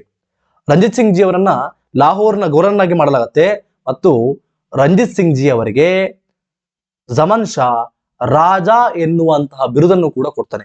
ಆದ್ದರಿಂದ ಎಕ್ಸಾಮ್ಸ್ ಅಲ್ಲಿ ಕೇಳಬಹುದು, ರಂಜಿತ್ ಸಿಂಗ್ ಜಿ ಅವರಿಗೆ ರಾಜ ಎಂಬ ಬಿರುದು ಕೊಟ್ಟಂತಹ ಅವರು ಯಾರು ಅಂತ ಕೇಳಿದ್ರೆ ಅಫ್ಘಾನಿಸ್ತಾನದ ರಾಜ ಜಮನ್ ಶಾ. 1999ರಲ್ಲಿ ರಂಜಿತ್ ಸಿಂಗ್ ಜಿ ಅವರನ್ನ ಲಾಹೋರ್ನ ಗವರ್ನರ್ ಆಗಿ ನೇಮಕ ಮಾಡಲಾಯಿತು. ಅಫ್ಘಾನಿಸ್ತಾನದಲ್ಲಿ ಆ ಸಂದರ್ಭದಲ್ಲಿ ಅಂತರ್ಯುದ್ಧ ನಡೀತಾ ಇತ್ತು. ಆ ಸಂದರ್ಭವನ್ನ ರಂಜಿತ್ ಸಿಂಗ್ ಜಿ ಸಂಪೂರ್ಣವಾಗಿ ಬಳಸಿಕೊಂಡು ಅಕ್ಕಪಕ್ಕದ ಮಿಸೈಲ್ಸ್ಗಳನ್ನು ಕೂಡ ವಶಪಡಿಸಿಕೊಳ್ಳುತ್ತಾ ದೊಡ್ಡ ಸಿಖ್ ಸಾಮ್ರಾಜ್ಯವನ್ನ ಕಟ್ಟಿದರು. ರಂಜಿತ್ ಸಿಂಗ್ ಜಿ ಪಕ್ಕದ ಮಿಸೈಲ್ದಾರ್ಗಳ ಕಾನ್ಫಿಡೆನ್ಸ್ಗಳನ್ನ ಪಕ್ಕದ ಮಿಸೈಲ್ಗಳನ್ನ ವಶಪಡಿಸಿಕೊಳ್ತಾ ಅವೆಲ್ಲವುಗಳನ್ನ ಸೋಲಿಸಿ ಯುನೈಟೆಡ್ ಪಂಜಾಬ್ ಅನ್ನ ಇವರು ಹುಟ್ಟಿ ಹಾಕ್ತಾರೆ. ಒಂದು ಸ್ವಂತ ಸಿಖ್ ಸಾಮ್ರಾಜ್ಯವನ್ನೇ ಸೃಷ್ಟಿ ಮಾಡ್ತಾರೆ. ನೋಡ್ರಿ, ಇವರು ಸಿಖ್ ಸಾಮ್ರಾಜ್ಯವನ್ನ ಸೃಷ್ಟಿ ಮಾಡಿಕ್ಕೆ ಹಲವಾರು ಸಂದರ್ಭಗಳು ಎದುರಾದವು. ರಂಜಿತ್ ಸಿಂಗ್ ಜಿ ಅವರನ್ನ ಲಾಹೋರ್ನ ಗವರ್ನರ್ನಾಗಿ ಅಫ್ಘಾನಿಸ್ತಾನದ ರಾಜ ಜಮನ್ ಶಾ ನೇಮಕ ಮಾಡ್ದ. ಅವರಿಗೆ ರಾಜ ಎನ್ನುವ ಬಿರುದನ್ನು ಕೂಡ ಕೊಟ್ಟ. ಆ ಸಂದರ್ಭದಲ್ಲಿ ಅಫ್ಘಾನಿಸ್ತಾನದಲ್ಲಿ ಸಿವಿಲ್ ವಾರ್ ಆಗ್ತಾ ಇತ್ತು, ಅಂತರ್ಯುದ್ಧ ನಡೀತಾ ಇತ್ತು. ಆ ಸಂದರ್ಭದಲ್ಲಿ ಇವರು ಅಕ್ಕಪಕ್ಕದ ಮಿಸೈಲ್ಸ್ ಗಳನ್ನ ಸೋಲಿಸ್ತಾ ಇವರು ವಶಪಡಿಸಿಕೊಳ್ತಾ ಹೋದ್ರು. ನಂತರವಾಗಿ ಅಫ್ಘಾನಿಸ್ತಾನದ ಸಂದರ್ಭವನ್ನು ಉಪಯೋಗಿಸಿಕೊಂಡು ಅಫ್ಘಾನಿಸ್ತಾನದ ಕೆಲವು ಭಾಗಗಳನ್ನು ಕೂಡ ವಶಪಡಿಸಿಕೊಂಡು ಇವರು ಮುಂದೆ ಸಿಖ್ ಸಾಮ್ರಾಜ್ಯವನ್ನ ಸ್ಥಾಪನೆ ಮಾಡ್ತಾರೆ. ಇಡೀ ಪಂಜಾಬ್ ಅನ್ನ ಯುನೈಟ್ ಮಾಡ್ತಾರೆ. ಮುಂದೆ ಗವರ್ನರ್ ಆಗಿ ಕಳಿಸುತ್ತಾರಲ್ಲ ಲಾಹೋರ್ನ ಮುಖಾಂತರವಾಗಿ ಅವರು ಮುಂದೆ ಆಳ್ವಿಕೆಯನ್ನ ಮಾಡ್ತಾ ಹೋಗ್ತಾರೆ. ದೊಡ್ಡ ಸಾಮ್ರಾಜ್ಯವನ್ನ ರಂಜಿತ್ ಸಿಂಗ್ ಜಿ ಕಟ್ತಾನೆ. ರಂಜಿತ್ ಸಿಂಗ್ ಜಿ ಅವರಿಗೆ ಎರಡು ರಾಜಧಾನಿಗಳನ್ನ ಮಾಡ್ಕೊಳ್ತಾನೆ. ರಂಜಿತ್ ಸಿಂಗ್ ಜಿ ಅವರು ಎರಡು ರಾಜಧಾನಿಗಳ ಮುಖಾಂತರವಾಗಿ ಆಳ್ವಿಕೆ ಮಾಡ್ತಾರೆ. ಒಂದು, ಲಾಹೋರ್ ಅನ್ನ ರಾಜಕೀಯ ರಾಜಧಾನಿಯನ್ನಾಗಿ, ಪೊಲಿಟಿಕಲ್ ಕ್ಯಾಪಿಟಲ್ ಅನ್ನಾಗಿ ಲಾಹೋರ್ ಅನ್ನ ಮಾಡಿಕೊಳ್ಳಲಾಗುತ್ತೆ. ಧರ್ಮಕ್ಕೆ ಸಂಬಂಧಪಟ್ಟಂತೆ ಬಂದಾಗ, ಬಿಕಾಸ್ ಇವರು ಆಳ್ವಿಕೆ ಮಾಡುತ್ತಿರುವುದು ಸಿಖ್ ಧರ್ಮವನ್ನ ಒಟ್ಟು ಮಾಡಿ ಯುನೈಟ್ ಮಾಡಿ ಆಳ್ವಿಕೆ ಮಾಡ್ತಾ ಇರೋದು. ಆದ್ರಿಂದ ಇಲ್ಲಿ ಎರಡು ರಾಜಧಾನಿ, ಒಂದು ಕಡೆ ರಾಜಕೀಯವಾಗಿ ಒಂದು ರಾಜಧಾನಿ ಇಂಪಾರ್ಟೆಂಟ್ ಆಗುತ್ತೆ, ಇನ್ನೊಂದು ಕಡೆ ಧರ್ಮದ ಉಪದೇಶವೂ ಕೂಡ ಇಂಪಾರ್ಟೆಂಟ್ ಅಲ್ವಾ ಜನರಿಗೆ. ಇವರು ಸಿಖ್ ಧರ್ಮದವರನ್ನ ಆಳ್ವಿಕೆ ಮಾಡ್ತಾ ಇರೋದು. ಆದ್ದರಿಂದ ಧರ್ಮಕ್ಕೆ ಸಂಬಂಧಪಟ್ಟಂತೆ ಜನರಿಗೆ ತಿಳುವಳಿಕೆ ಇಂಪಾರ್ಟೆಂಟು. ಆದ್ದರಿಂದ ರಿಲಿಜಿಯಸ್ ಕ್ಯಾಪಿಟಲ್ ಅನ್ನು ಕೂಡ ಇವರು ಮಾಡ್ತಾರೆ. ಅಮೃತ್ಸರವನ್ನ ಧಾರ್ಮಿಕ ರಾಜಧಾನಿಯಾಗಿ ಮಾಡಿಕೊಂಡು ಮತ್ತು ಲಾಹೋರನ್ನ ರಾಜಕೀಯ ರಾಜಧಾನಿಯಾಗಿ ಮಾಡಿಕೊಂಡು ಈ ಎರಡು ರಾಜಧಾನಿಗಳ ಮುಖಾಂತರವಾಗಿ ರಂಜಿತ್ ಸಿಂಗ್ ಜಿ ಆಳ್ವಿಕೆಯನ್ನ ಮಾಡ್ತಾರೆ. ಇದು ನಿಮಗೆ ಗೊತ್ತಿರಬೇಕು. ಮಹಾರಾಜ ರಂಜಿತ್ ಸಿಂಗ್ ಜಿ ಅಫ್ಘಾನಿಸ್ತಾನದ ಸಂದರ್ಭ, ಅಂತರ್ಯುದ್ಧ, ಅಕ್ಕಪಕ್ಕದ ಮಿಸೈಲ್ಸ್ಗಳು ಡಿಸ್ಇಂಟಿಗ್ರೇಷನ್ ಆಗ್ತಿದ್ವು, ಡಿವೈಡ್ ಆಗ್ತಾ ಇದ್ವು. ಅಂತಹ ಶಕ್ತಿ ಆಗಿರ್ಲಿಲ್ಲ, ಶಕ್ತಿವಂತದಾಗಿರ್ಲಿಲ್ಲ ಆ ಮಿಸೈಲ್ಸ್ಗಳು. ಆ ಸಂದರ್ಭವನ್ನು ಉಪಯೋಗಿಸಿಕೊಂಡು ತಂತ್ರಗಾರಿಕೆ ಮುಖಾಂತರವಾಗಿ ಬ್ಲಡ್ ಅಂಡ್ ಐರನ್ ಪಾಲಿಸಿನ ಫಾಲೋ ಮಾಡಿಕೊಂಡು ಇವರು ಎಂಟೈರ್ ಸಿಕ್ಕರನ್ನ ಯುನೈಟೆಡ್ ಪಂಜಾಬ್ ಅನ್ನ ಒಂದು ಮಾಡ್ತಾರೆ, ಸಿಖ್ ಕಿಂಗ್ಡಮ್ ಅನ್ನ ಸ್ಥಾಪನೆ ಮಾಡ್ತಾರೆ. ಲಾಹೋರ್ ಅನ್ನ ರಾಜಕೀಯ ರಾಜಧಾನಿಗೆ ಮಾಡಿಕೊಂಡು ಅಮೃತ್ಸರವನ್ನ ರಿಲಿಜಿಯಸ್ ರಾಜಧಾನಿಗೆ ಮಾಡಿಕೊಂಡು ಇವರು ಆಳ್ವಿಕೆಯನ್ನ ಸ್ಟಾರ್ಟ್ ಮಾಡ್ಕೊಳ್ತಾರೆ. ಮತ್ತೆ ಇಂತಹ ದೊಡ್ಡ ಸಿಖ್ ಸಾಮ್ರಾಜ್ಯವನ್ನ ಕಟ್ಟಲಿಕ್ಕೆ ಅವರ ಕಮಾಂಡರ್ಗಳು ಕೂಡ ಸಹಾಯ ಮಾಡ್ತಾರೆ. ಒಂದು ಉದಾಹರಣೆ ಕೊಡ್ತೀನಿ ನಿಮಗೆ. ಅವನ ಚೀಫ್ ಕಮಾಂಡರ್ ಹರಿ ಸಿಂಗ್ ಅಂತ ಇದ್ರು, ಹರಿ ಸಿಂಗ್ ಅಂತೇಳಿ. ಅವರು ಕೂಡ ಗ್ರೇಟ್ ಪರ್ಸನಾಲಿಟಿ. ಯಾವ ಯುದ್ಧ ಅಂತ ಬಂದ್ರೆ ಯಾರನ್ನು ಉಳಿಸ್ತಿರ್ಲಿಲ್ಲ ನೋಡ್ರಿ. ಇವರ ಚೀಫ್ ಕಮಾಂಡರ್ ಹರಿ ಸಿಂಗು ಪೇಶಾವರ್ ಮತ್ತು ಸಿಂಧನ್ನ ಮೇಲೆ ಅಟ್ಯಾಕ್ ಮಾಡಿ ಅದನ್ನು ಕೂಡ ವಶಪಡಿಸಿಕೊಂಡು ಪಂಜಾಬ್ಗೆ ಸೇರಿಸ್ತಾರೆ. ಈ ರೀತಿಯಾಗಿ ನೋಡ್ರಿ, ಪ್ರತಿಯೊಬ್ಬರ ಪಾಲು ಕೂಡ ಇದರಲ್ಲಿದೆ. ಸಿಕ್ಕು ಸಾಮ್ರಾಜ್ಯವನ್ನ ಕಟ್ಟುವುದರಲ್ಲಿ ಪ್ರತಿಯೊಬ್ಬರ ಪಾಲು ಕೂಡ ಇದೆ. ಮಹಾರಾಜ ರಂಜಿತ್ ಸಿಂಗ್ ಜಿ ಮತ್ತು ಅವರ ಕಮಾಂಡರ್ಗಳು ಅವರಿಗೆ ಅಂತಾರೆ ಸಿಕ್ಕಿದ್ರು, ಅಂತ ನಂಬಿಕಸ್ಥರೇ ಅವ್ರಿಗೆ ಸಿಕ್ಕಿದ್ರು, ಕಮಾಂಡರ್ಗಳು ಸಿಕ್ಕಿದ್ರು. ಆದ್ದರಿಂದ ರಂಜಿತ್ ಸಿಂಗ್ ಜಿ ಅವರ ಒಂದು ಉದ್ದೇಶ ಏನಿತ್ತು, ಸ್ವತಂತ್ರ ಒಂದು ರಾಜ್ಯವನ್ನ ಕಟ್ಟಬೇಕು, ಸ್ವತಂತ್ರ ಸಿಖ್ ಸಾಮ್ರಾಜ್ಯವನ್ನ ಕಟ್ಟಬೇಕು ಅಂತೇಳಿ ಏನು ಅವರ ಉದ್ದೇಶ ಇತ್ತು, ಅದು ಈಗ ಈಡೇರಿತು.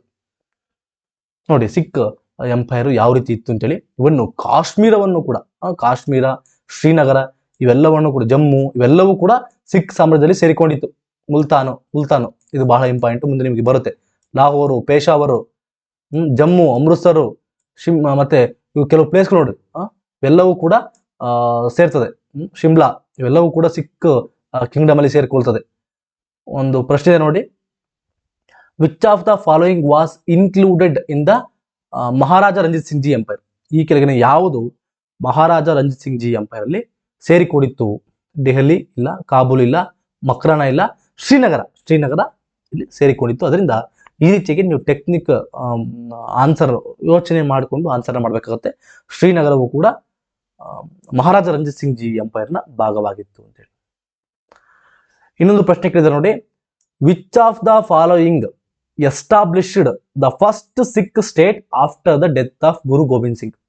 ಗುರು ಗೋವಿಂದ್ ಸಿಂಗ್ ಅವರ ಮರಣದ ನಂತರ ಫಸ್ಟ್ ಸಿಖ್ ಸ್ಟೇಟ್ ಅನ್ನ ಯಾರು ಎಸ್ಟಾಬ್ಲಿಷ್ ಮಾಡಿದ್ರು, ಸ್ಥಾಪನೆ ಮಾಡಿದ್ರು ಅಂತ ಕೇಳಿದ್ರೆ ಬಂದ ಸಿಂಗ್ ಬಹದ್ದೂರ್. ಬಂಡ ಬಹದ್ದೂರ್ ಅವರೇ, ಬಂಡ ಸಿಂಗ್ ಬಹದ್ದೂರ್, ಬಂಡ ಬಹದ್ದೂರ್ ಅವರೇ ಸ್ಥಾಪನೆ ಮಾಡಿದ್ರು. ಇನ್ನೊಂದು ಪ್ರಶ್ನೆ ಇದೆ ನೋಡಿ, ಅವರನ್ನ ಫರೂಕ್ ಸಿಯಾರ್ ಕೊಲೆ ಮಾಡ್ತಾರೆ. ಫರೂಕ್ ಸಿಯಾರು ಅವರನ್ನ ಗಲ್ಲಿಗೇರಿಸ್ತಾರೆ. Next, Ranjit Singh was related to which missile ಅಂತ ಕೇಳಿದ್ರು. ರಂಜಿತ್ ಸಿಂಗ್ ಜಿ ಅವರು ಯಾವ ಮಿಸೈಲ್ಗೆ ಸಂಬಂಧಪಟ್ಟವರು ಅಂದ್ರೆ ಸುಕರ್ ಚಕಿಯಾ. 12 ಮಿಸೈಲ್ಸ್ಗಳಲ್ಲಿ ರಂಜಿತ್ ಸಿಂಗ್ ಜಿ ಅವರು ಸುಕರ್ ಚಕಿಯಾಕ್ಕೆ ಸೇರಿದವರು. ಇವರ ತಂದೆ ಮಹಾನ್ ಸಿಂಗ್ ಮರಣ ಹೊಂದಿದಾಗ ಕೇವಲ 12 ವರ್ಷ ರಂಜಿತ್ ಸಿಂಗ್ ಜಿ ಅವರಿಗೆ, ಕೇವಲ 12 ವರ್ಷ ಶೇರ್-ಇ ಪಂಜಾಬ್ ಎನ್ನುವಂತ ಬಿರುದನ್ನು ಕೂಡ ಪಡ್ಕೊಳ್ತಾರೆ.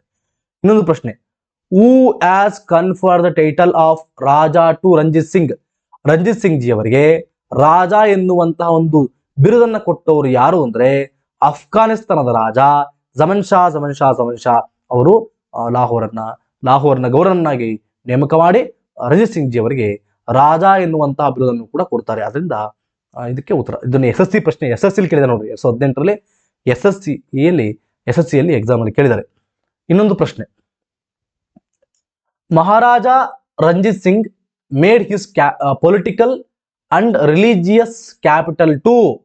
ಮಹಾರಾಜ ರಂಜಿತ್ ಸಿಂಗ್ ಜಿ ಅವರ ರಾಜಕೀಯ ಮತ್ತು ಧಾರ್ಮಿಕ ರಾಜಧಾನಿಗಳು ಯಾವುವು ಅಂತ ಕೇಳಿದರೆ, ಪೊಲಿಟಿಕಲ್ ರಾಜಧಾನಿ ಲಾಹೋರು, ರಿಲಿಜಿಯಸ್ ರಾಜಧಾನಿ ಅಮೃತ್ಸರು.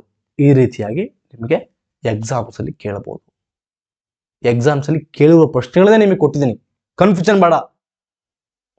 ಸ್ಮಾರ್ಟ್ ವರ್ಕ್ ಇರಬೇಕು, ಸುಮ್ಮನೆ ಎಲ್ಲದನ್ನು ನೆನ್ಪಿಟ್ಕೊಳ್ಳೋಕೆ ಟ್ರೈ ಮಾಡೋದಲ್ಲ. ನೀವು ಅರ್ಥ ಮಾಡ್ಕೊಳ್ಳಿ, ನಾನು ನಿಮಗೆ ಹೆಂಗ್ ಕ್ಲಾಸ್ ಮಾಡ್ತೀನಿ ಅಂದ್ರೆ ಡೀಟೇಲ್ ಆಗಿ ಚರ್ಚೆ ಮಾಡ್ತಾ ಇದ್ದೀನಿ. ಬಯಟ್ ಹಾಕ್ಬಾರ್ದು, ನೆನಪಿರ್ಬೇಕು ನಿಮಗೆ, ಕತೆ ತರ ನೆನಪಿರ್ಬೇಕು. ಆದ್ರೆ ಎಲ್ಲವನ್ನು ನೆನಪಿಟ್ಟುಕೊಳ್ಳುವ ಅವಶ್ಯಕತೆ ಇಲ್ಲ, ಕತೆ ತರ ಕೇಳಬೇಕು. ಯಾವ್ದು ನೆನಪಿಟ್ಕೋಬೇಕು ಅದನ್ನ ನಿಮ್ಗೆ ಇಲ್ಲಿ ಪ್ರಶ್ನೆಗಳನ್ನ ಕೊಟ್ಟಿದ್ದೀನಿ. ಈ ರೀತಿಯಾಗಿ ಸ್ಮಾರ್ಟ್ ವರ್ಕ್ ಮಾಡಬೇಕು. ಸಿಖ್ಖರು ಇಷ್ಟು ಬಲಿಷ್ಠರಾಗಿದ್ರು, ರಂಜಿತ್ ಸಿಂಗ್ ಜಿ ಕಾಲದಲ್ಲಿ ಬ್ರಿಟಿಷರು ಇವರ ಜೊತೆ ಸಂಬಂಧವನ್ನ ಹೇಗೆ ಇಟ್ಟುಕೊಂಡಿದ್ರು, ಬೇರೆಯವ್ರ ಜೊತೆ ನೋಡಿದ್ವಿ, ಮರಾಠರ ಜೊತೆ ಹೆಂಗ್ ಇಟ್ಕೊಂಡಿದ್ರು ನೋಡ್ತಾ ಹೋದ್ವಿ. ಸ್ಟ್ರಾಂಗ್ ಬಂದಾಗ ಸುಮ್ಮನಿರ್ತಾರೆ, ವೀಕ್ ಬಂದಾಗ ಆ ಸಂದರ್ಭವನ್ನು ಉಪಯೋಗಿಸಿಕೊಂಡು ಸಾಮ್ರಾಜ್ಯವನ್ನ ಅಕ್ವೈರ್ ಮಾಡ್ಕೊಂಡ್ಬಿಡ್ತಾರೆ. ಆದ್ರೆ ರಂಜಿತ್ ಸಿಂಗ್ ಜಿ ಇರೋವರೆಗೂ ಆಂಗ್ಲೋ ಸಿಖ್ ಸಂಬಂಧ ಅತ್ಯಂತ ಅದ್ಭುತವಾಗಿ ಇತ್ತು. ಎಲ್ಲ ವಿಚಾರದಲ್ಲೂ ಕೂಡ ರಂಜಿತ್ ಸಿಂಗ್ ಜಿ ಅವರಿಗೆ ಆಂಗ್ಲರು ಬಗ್ತಾ ಇದ್ರು. ಯಾವುದೇ ವಿಚಾರಕ್ಕೂ ರಂಜಿತ್ ಸಿಂಗ್ ಜಿ ಯಾವತ್ತೂ ಕೂಡ ಆಂಗ್ಲರ ವಿರುದ್ಧವಾಗಿ ಯಾವುದಕ್ಕೂ ಸೋಲಿಲ್ಲ. ಆಂಗ್ಲರೇ ಬರಬೇಕು, ಅವರೇ ಒಪ್ಪಂದ ಮಾಡ್ಕೋಬೇಕು, ಅವರೇ ಕೈ ಮುಗಿದು ಕೂತ್ಕೋಬೇಕು, ಆ ಮಟ್ಟಕ್ಕೆ ರಂಜಿತ್ ಸಿಂಗ್ ಜಿ ಬ್ರಿಟಿಷರನ್ನ ಇಟ್ಕೊಂಡಿದ್ದ.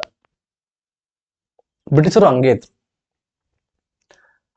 ರಂಜಿತ್ ಸಿಂಗ್ ಜಿ ನಂತರವಾಗಿ ಅವರ ಒಂದು ಆಟ ಸ್ಟಾರ್ಟ್ ಆಗುತ್ತೆ ಆಂಗ್ಲರದು. ಆದರೆ ರಂಜಿತ್ ಸಿಂಗ್ ಜೊತೆಗೆ ಅವರ ಸಂಬಂಧ ಹೇಗಿತ್ತು ಅಂತ ನೋಡ್ಕೊಂಬೋಣ. ಒಂದು, ಮೊದಲಿನಿಂದಲೂ ಕೂಡ ಬ್ರಿಟಿಷರು ಹಲವಾರು ಕಾರಣಗಳಿಂದಾಗಿ ರಂಜಿತ್ ಸಿಂಗ್ ಜಿ ಅವರೊಂದಿಗೆ ಸಂಬಂಧವನ್ನ ಒಳ್ಳೆ ಚೆನ್ನಾಗಿ ಇಟ್ಕೊಂಡಿದ್ರು. ಯಾಕೆ ಅಷ್ಟು ಸುಲಭವಾಗಿ ಅವರು ಇಟ್ಕೊಳ್ಳೋದಲ್ಲ, ವಶಪಡಿಸ್ಕೊಳ್ಳೋಕೆ ಟ್ರೈ ಮಾಡ್ತಾರಲ್ಲ ಅಂತಂದಾಗ ಹೌದು ಇಟ್ಕೊಂಡಿದ್ರು. ಯಾಕಪ್ಪ ಅಂತಂದ್ರೆ ಸಿಖ್ ಕಿಂಗ್ಡಮ್ನ ಸ್ಟ್ರಾಟಜಿಕಲ್ ಲೊಕೇಶನ್, ಅದರ ಪ್ಲೇಸ್ ಹಂಗಿತ್ತು, ಆ ಪ್ಲೇಸ್ ಹಂಗಿತ್ತು, ಅದಕ್ಕೆ ಅವ್ರ ಜೊತೆ ಸಂಬಂಧ ನಡ್ಕೊಂಡಿದ್ರು. ಬಿಕಾಸ್ ಇವರು ವಾಯುವ್ಯ ಭಾಗದಲ್ಲಿ ಇತ್ತಲ್ವಾ, ಇದು ಭಾರತ ಅಂದ್ರೆ ಅದು ವಾಯುವ್ಯ ಭಾಗದಲ್ಲಿ ಇತ್ತಲ್ವಾ, ವಾಯುವ್ಯ ಭಾಗದಲ್ಲಿತ್ತು.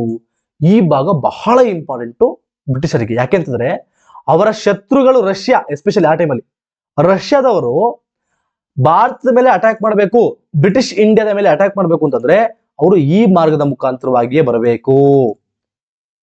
ರಂಜಿತ್ ಸಿಂಗ್ ಜೊತೆ ಸಂಬಂಧ ಚೆನ್ನಾಗಿಲ್ಲ ಅಂತಂದ್ರೆ ರಷ್ಯಾದವರು ಈಸಿಯಾಗಿ ರಂಜಿತ್ ಸಿಂಗ್ ಜಿ ಅವರ ಸಹಾಯವನ್ನು ಪಡೆದುಕೊಂಡು ಬ್ರಿಟಿಷ್ ಇಂಡಿಯಾದ ಮೇಲೆ ದಾಳಿಯನ್ನು ಮಾಡಬಹುದು. ಯಾಕೆಂದರೆ ಮತ್ತು ಇನ್ನೊಂದು ವಿಚಾರ ನಿಮಗೆ ಗೊತ್ತಿರಲಿ, ರಂಜಿತ್ ಸಿಂಗ್ ಜಿ ಅವರೊಂದಿಗೆ ರಷ್ಯಾ ಸಂಬಂಧ ಆಗಿರ್ಲಿ, ವೆಸ್ಟ್ ಏಷ್ಯಾದ ಕೆಲವು ಅಕ್ಕಪಕ್ಕದ ರಾಜ್ಯಗಳ ಸಂಬಂಧಗಳು ಬಹಳ ಚೆನ್ನಾಗಿತ್ತು. ರಂಜಿತ್ ಸಿಂಗ್ ಜಿ ಅಷ್ಟು ನೀಟಾಗಿ ಅವರ ಜೊತೆಗೆ ಸಂಬಂಧವನ್ನ ಚೆನ್ನಾಗಿ ಬೆಳೆಸಿಕೊಂಡಿದ್ದರು. ಆದ್ದರಿಂದ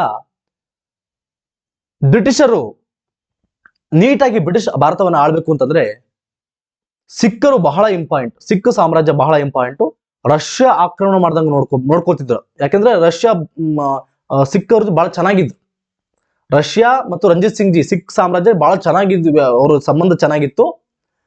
ಆದ್ರಿಂದ ಅವರಿಗೆ ಬ್ರಿಟಿಷರಿಗೆ ಗೊತ್ತಿತ್ತು, ಯಾವುದೇ ಕಾರಣಕ್ಕೂ ರಷ್ಯಾ ಇದ್ರ ಮೇಲಿಂದ ಮುಖಾಂತರ ಆಕ್ರಮಣಕ್ಕೆ ಬಿಡಲ್ಲ, ಯಾವುದೇ ಕಾರಣಕ್ಕೂ ರಂಜಿತ್ ಸಿಂಗ್ ಜಿ ಆಕ್ರಮಣಕ್ಕೆ ಬಿಡಲ್ಲ ಅಂತ ಹೇಳ್ಬಿಟ್ಟು ರಂಜಿತ್ ಸಿಂಗ್ ಜಿನ ಚೆನ್ನಾಗಿ ನೈಸ್ ಹೊಡ್ಕೊಂಡು ಚೆನ್ನಾಗಿದ್ರು. ಯಾರೋ ಬ್ರಿಟಿಷರು, ಈ ಕಡೆ ರಂಜಿತ್ ಸಿಂಗ್ ಜೊತೆಗೆ ಬ್ರಿಟಿಷರು ಚೆನ್ನಾಗಿದ್ರು, ಆ ಕಡೆ ರಷ್ಯಾದರು ಕೂಡ ಅವರ ಜೊತೆಗೆ ಚೆನ್ನಾಗಿದ್ರು.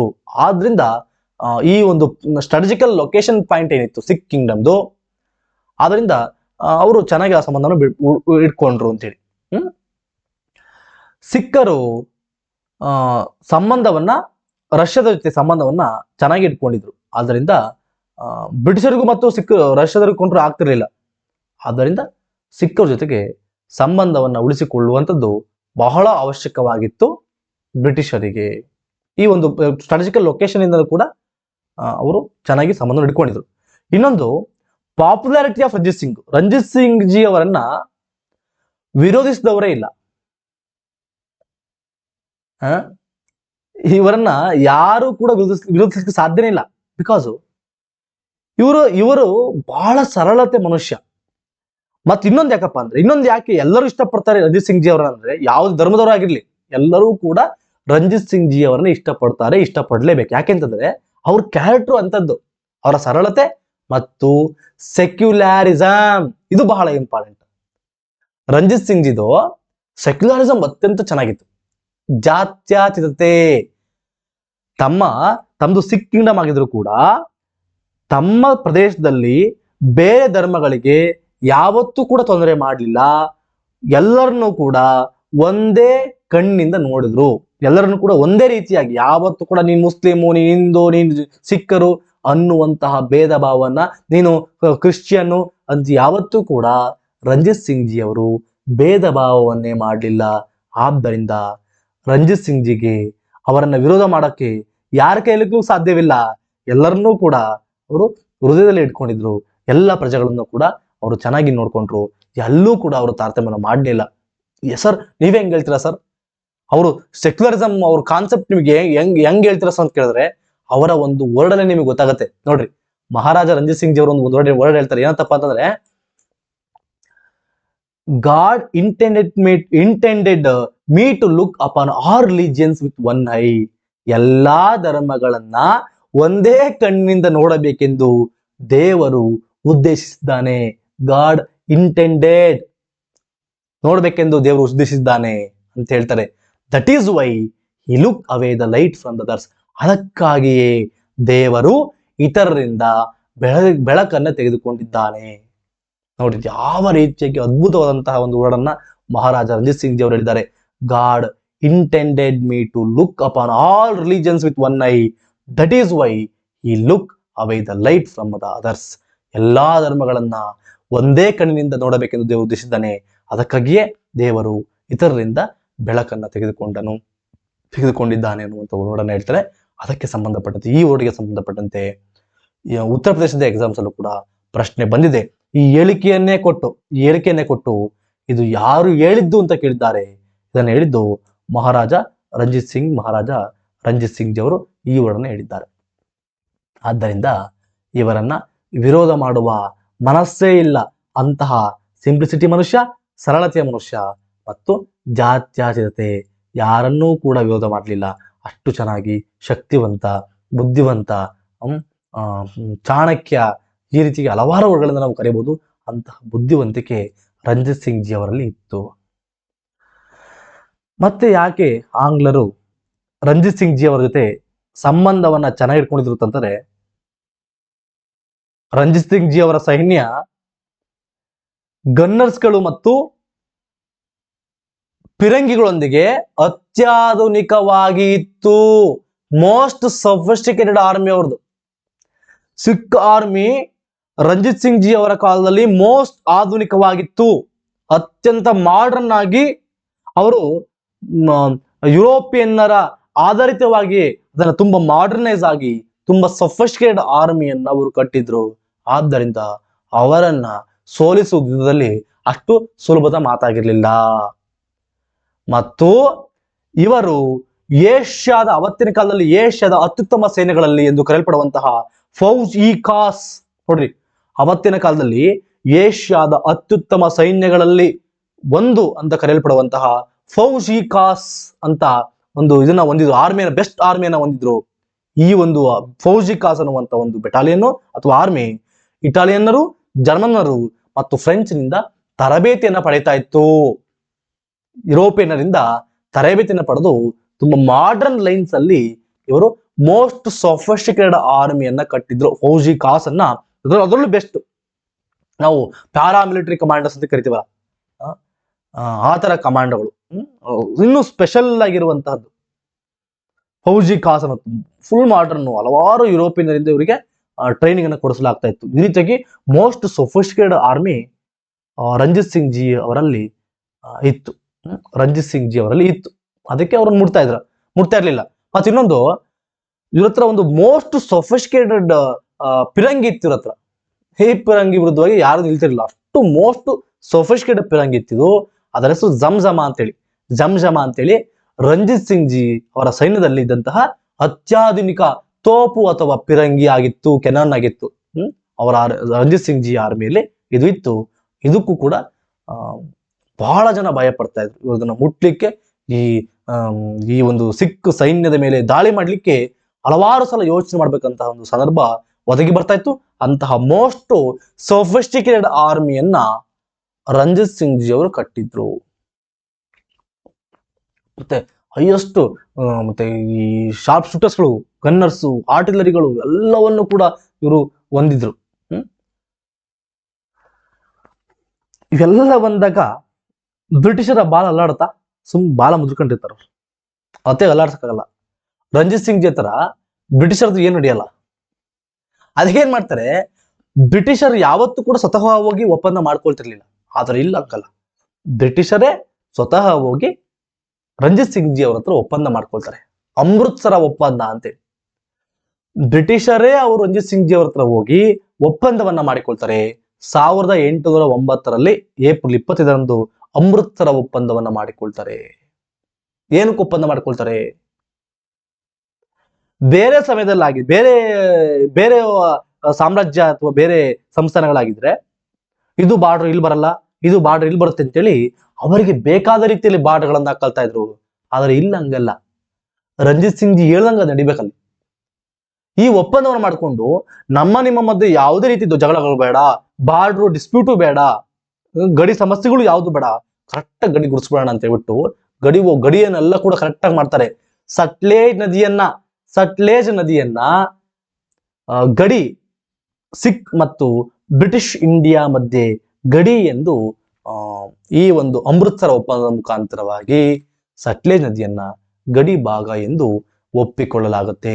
ಈ ಗಡಿಯನ್ನ ಕರೆಕ್ಟಾಗಿ ಗುರುಸಿದಾಗ ಯಾವುದೇ ಇಬ್ರು ಮಧ್ಯೆ ಯಾವುದೇ ಜಗಳ ಇಲ್ಲ. ರಂಜಿತ್ ಸಿಂಗ್ ಜಿ ಏನ್ ಹೇಳ್ತಾರೆ, ಅವ್ರ ಜೊತೆ ಚೆನ್ನಾಗಿರ್ತಾರೆ. ಅವ್ರೇನ್ ಹೇಳ್ತಾರೆ ಅದನ್ನ ಕೇಳುವಂತಹ ಕೆಲಸವನ್ನು ಕೂಡ ಬ್ರಿಟಿಷ್ ಇಂಡಿಯಾದಲ್ಲಿ ಮಾಡಲಾಗುತ್ತೆ. ಅವರನ್ನ ಹೆದರಕೊಳ್ಳಿಕ್ಕೆ ಯಾರು ಆಗಲ್ಲ. ಅಮೃತ್ಸರ ಒಪ್ಪಂದವನ್ನ ಲಾರ್ಡ್ ಮಿಂಟೋ ಮತ್ತು ರಂಜಿತ್ ಸಿಂಗ್ ಜಿ ಅವರ ಮಧ್ಯೆ ನಡೆಯುತ್ತೆ.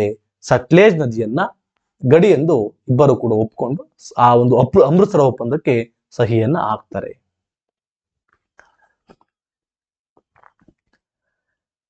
1832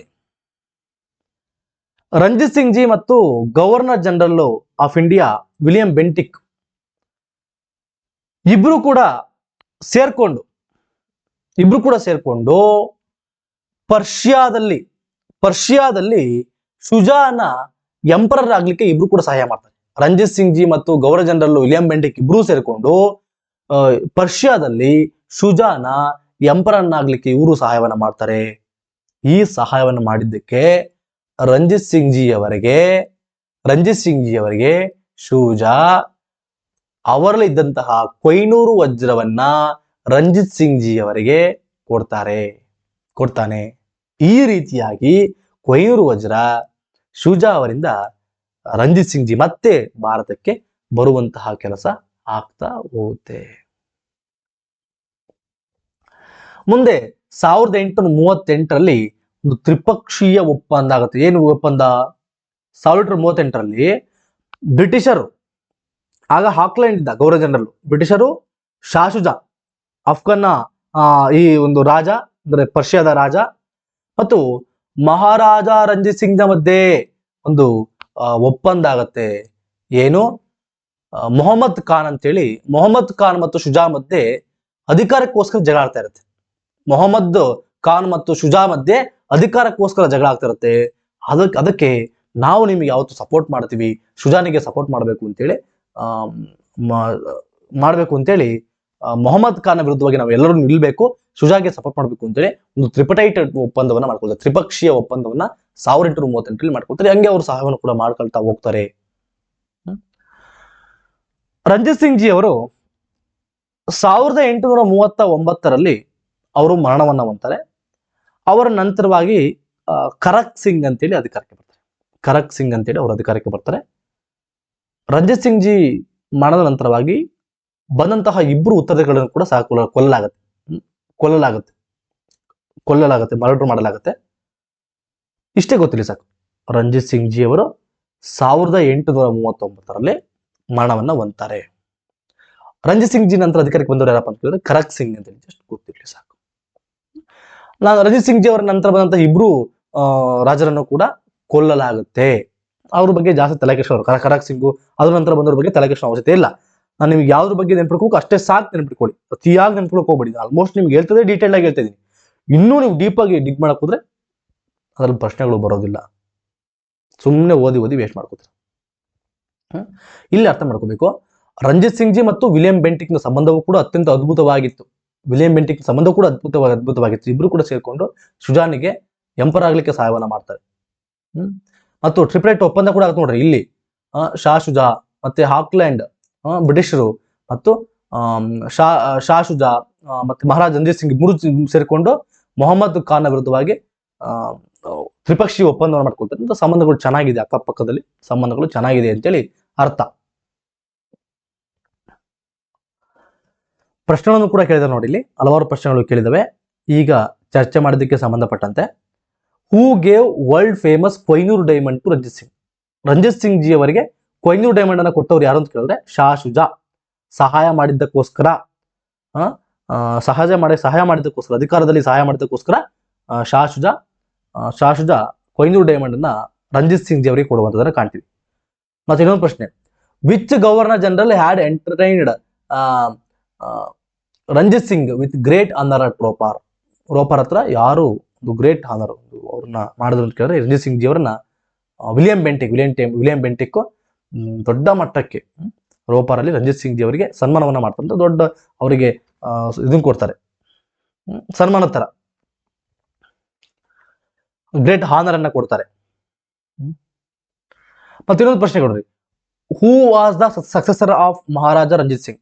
ರಂಜಿತ್ ಸಿಂಗ್ ಜಿ ಅವರ ನಂತರ ಯಾರು ಅಧಿಕಾರಕ್ಕೆ ಬರ್ತಾರೆ ಅಂತ ಕೇಳಿದ್ರೆ ಖರಕ್ ಸಿಂಗ್. ಇಷ್ಟೇ ನೆನಪಿಕೊಳ್ಳಿ, ಅತೀತ ತಲೆಕೆಡಿಸ್ಕೊಳ್ಳೋಕೆ ಹೋಗಬೇಡಿ. ಖರಕ್ ಸಿಂಗ್ ಇಷ್ಟೇ ಗೊತ್ತಿರಲಿ. ಮಹಾರಾಜ ರಂಜಿತ್ ಸಿಂಗ್ ಜಿ ನಂತರ ಬಂದಂತಹ ಇಬ್ಬರು ರಾಜರನ್ನು ಕೂಡ ಕೊಲೆ ಮಾಡಲಾಗುತ್ತೆ, ಅವರ ಉತ್ತರಾಧಿಕಾರಿಗಳನ್ನ ಕೊಲೆ ಮಾಡಲಾಗುತ್ತೆ. ಸಾಕು. ರಂಜಿತ್ ಸಿಂಗ್ ಜಿ ಅವರ ಸಮಾಧಿ ಲಾಹೋರಲ್ಲಿದೆ, ಇವತ್ತಿನ ಪಾಕಿಸ್ತಾನದ ಲಾಹೋರಲ್ಲಿ ಇದೆ. ಸರ್ ಮತ್ತೆ ಪಂಜಾಬ್ ಅಂತ ಹೇಳಿದ್ರಿ, ಯುನೈಟೆಡ್ ಪಂಜಾಬ್, ಅದು ಕೂಡ ಎಲ್ಲ ಪಂಜಾಬ್. ಯುನೈಟೆಡ್ ಪಂಜಾಬ್ ಅಂದ್ರೆ ಪಾಕಿಸ್ತಾನಕ್ಕೂ ಒಂದು ಪಂಜಾಬ್ ಆಗಿದೆ, ನಮಗೂ ಒಂದು ಪಂಜಾಬ್ ಬಂದಿದೆ. ಭಾರತ ಮತ್ತು ಪಾಕಿಸ್ತಾನ ಡಿವೈಡ್ ಆದಾಗ ಪಾಕಿಸ್ತಾನಕ್ಕೂ ಒಂದು ಪಂಜಾಬ್ ಪ್ರಾಂತ್ಯ ಹೋಯ್ತು, ಭಾರತಕ್ಕೂ ಕೂಡ ಒಂದು ಪಂಜಾಬ್ ಪ್ರಾಂತ್ಯ. ಪಂಜಾಬ್ ಎರಡು ಡಿವೈಡ್ ಆಯ್ತು ಅವಾಗ. ಸಮಾಧಿ ರಂಜಿತ್ ಸಿಂಗ್ ಜಿ ಅವರ ಸಮಾಧಿ ಲಾಹೋರ್ನಲ್ಲಿದೆ. ರಂಜಿತ್ ಸಿಂಗ್ ಜಿ ಇರೋವರೆಗೂ ಬ್ರಿಟಿಷರು ಎಲ್ಲವನ್ನು ಮುಚ್ಕೊಂಡು ಸುಮ್ಮನಿದ್ರು. ಆದರೆ ರಂಜಿತ್ ಸಿಂಗ್ ಜಿ ಮರಣದ ನಂತರ ಬ್ರಿಟಿಷರು ಚಿಗುರಿಕೊಂಡ್ರು. ಹೌದು, ಏನೇನ್ ಪ್ಲಾನ್ ಬರುತ್ತೆ ಎಲ್ಲ ಪ್ಲಾನ್ ಅನ್ನು ಕೂಡ ಎಕ್ಸಿಕ್ಯೂಟ್ ಮಾಡಿದ್ರು. ಮತ್ತೆ ರಂಜಿತ್ ಸಿಂಗ್ ಜಿ ಇದ್ದಾಗ ಯಾವ ಕಮಾಂಡರ್ ಆಗಿರ್ಬೋದು, ಯಾವ ಪ್ರೈಮ್ ಮಿನಿಸ್ಟರ್ ಆಗಿರ್ಬೋದು, ಯಾರೂ ಕೂಡ ಅವನ ವಿರುದ್ಧವಾಗಿ ನಿಲ್ತಿರ್ಲಿಲ್ಲ.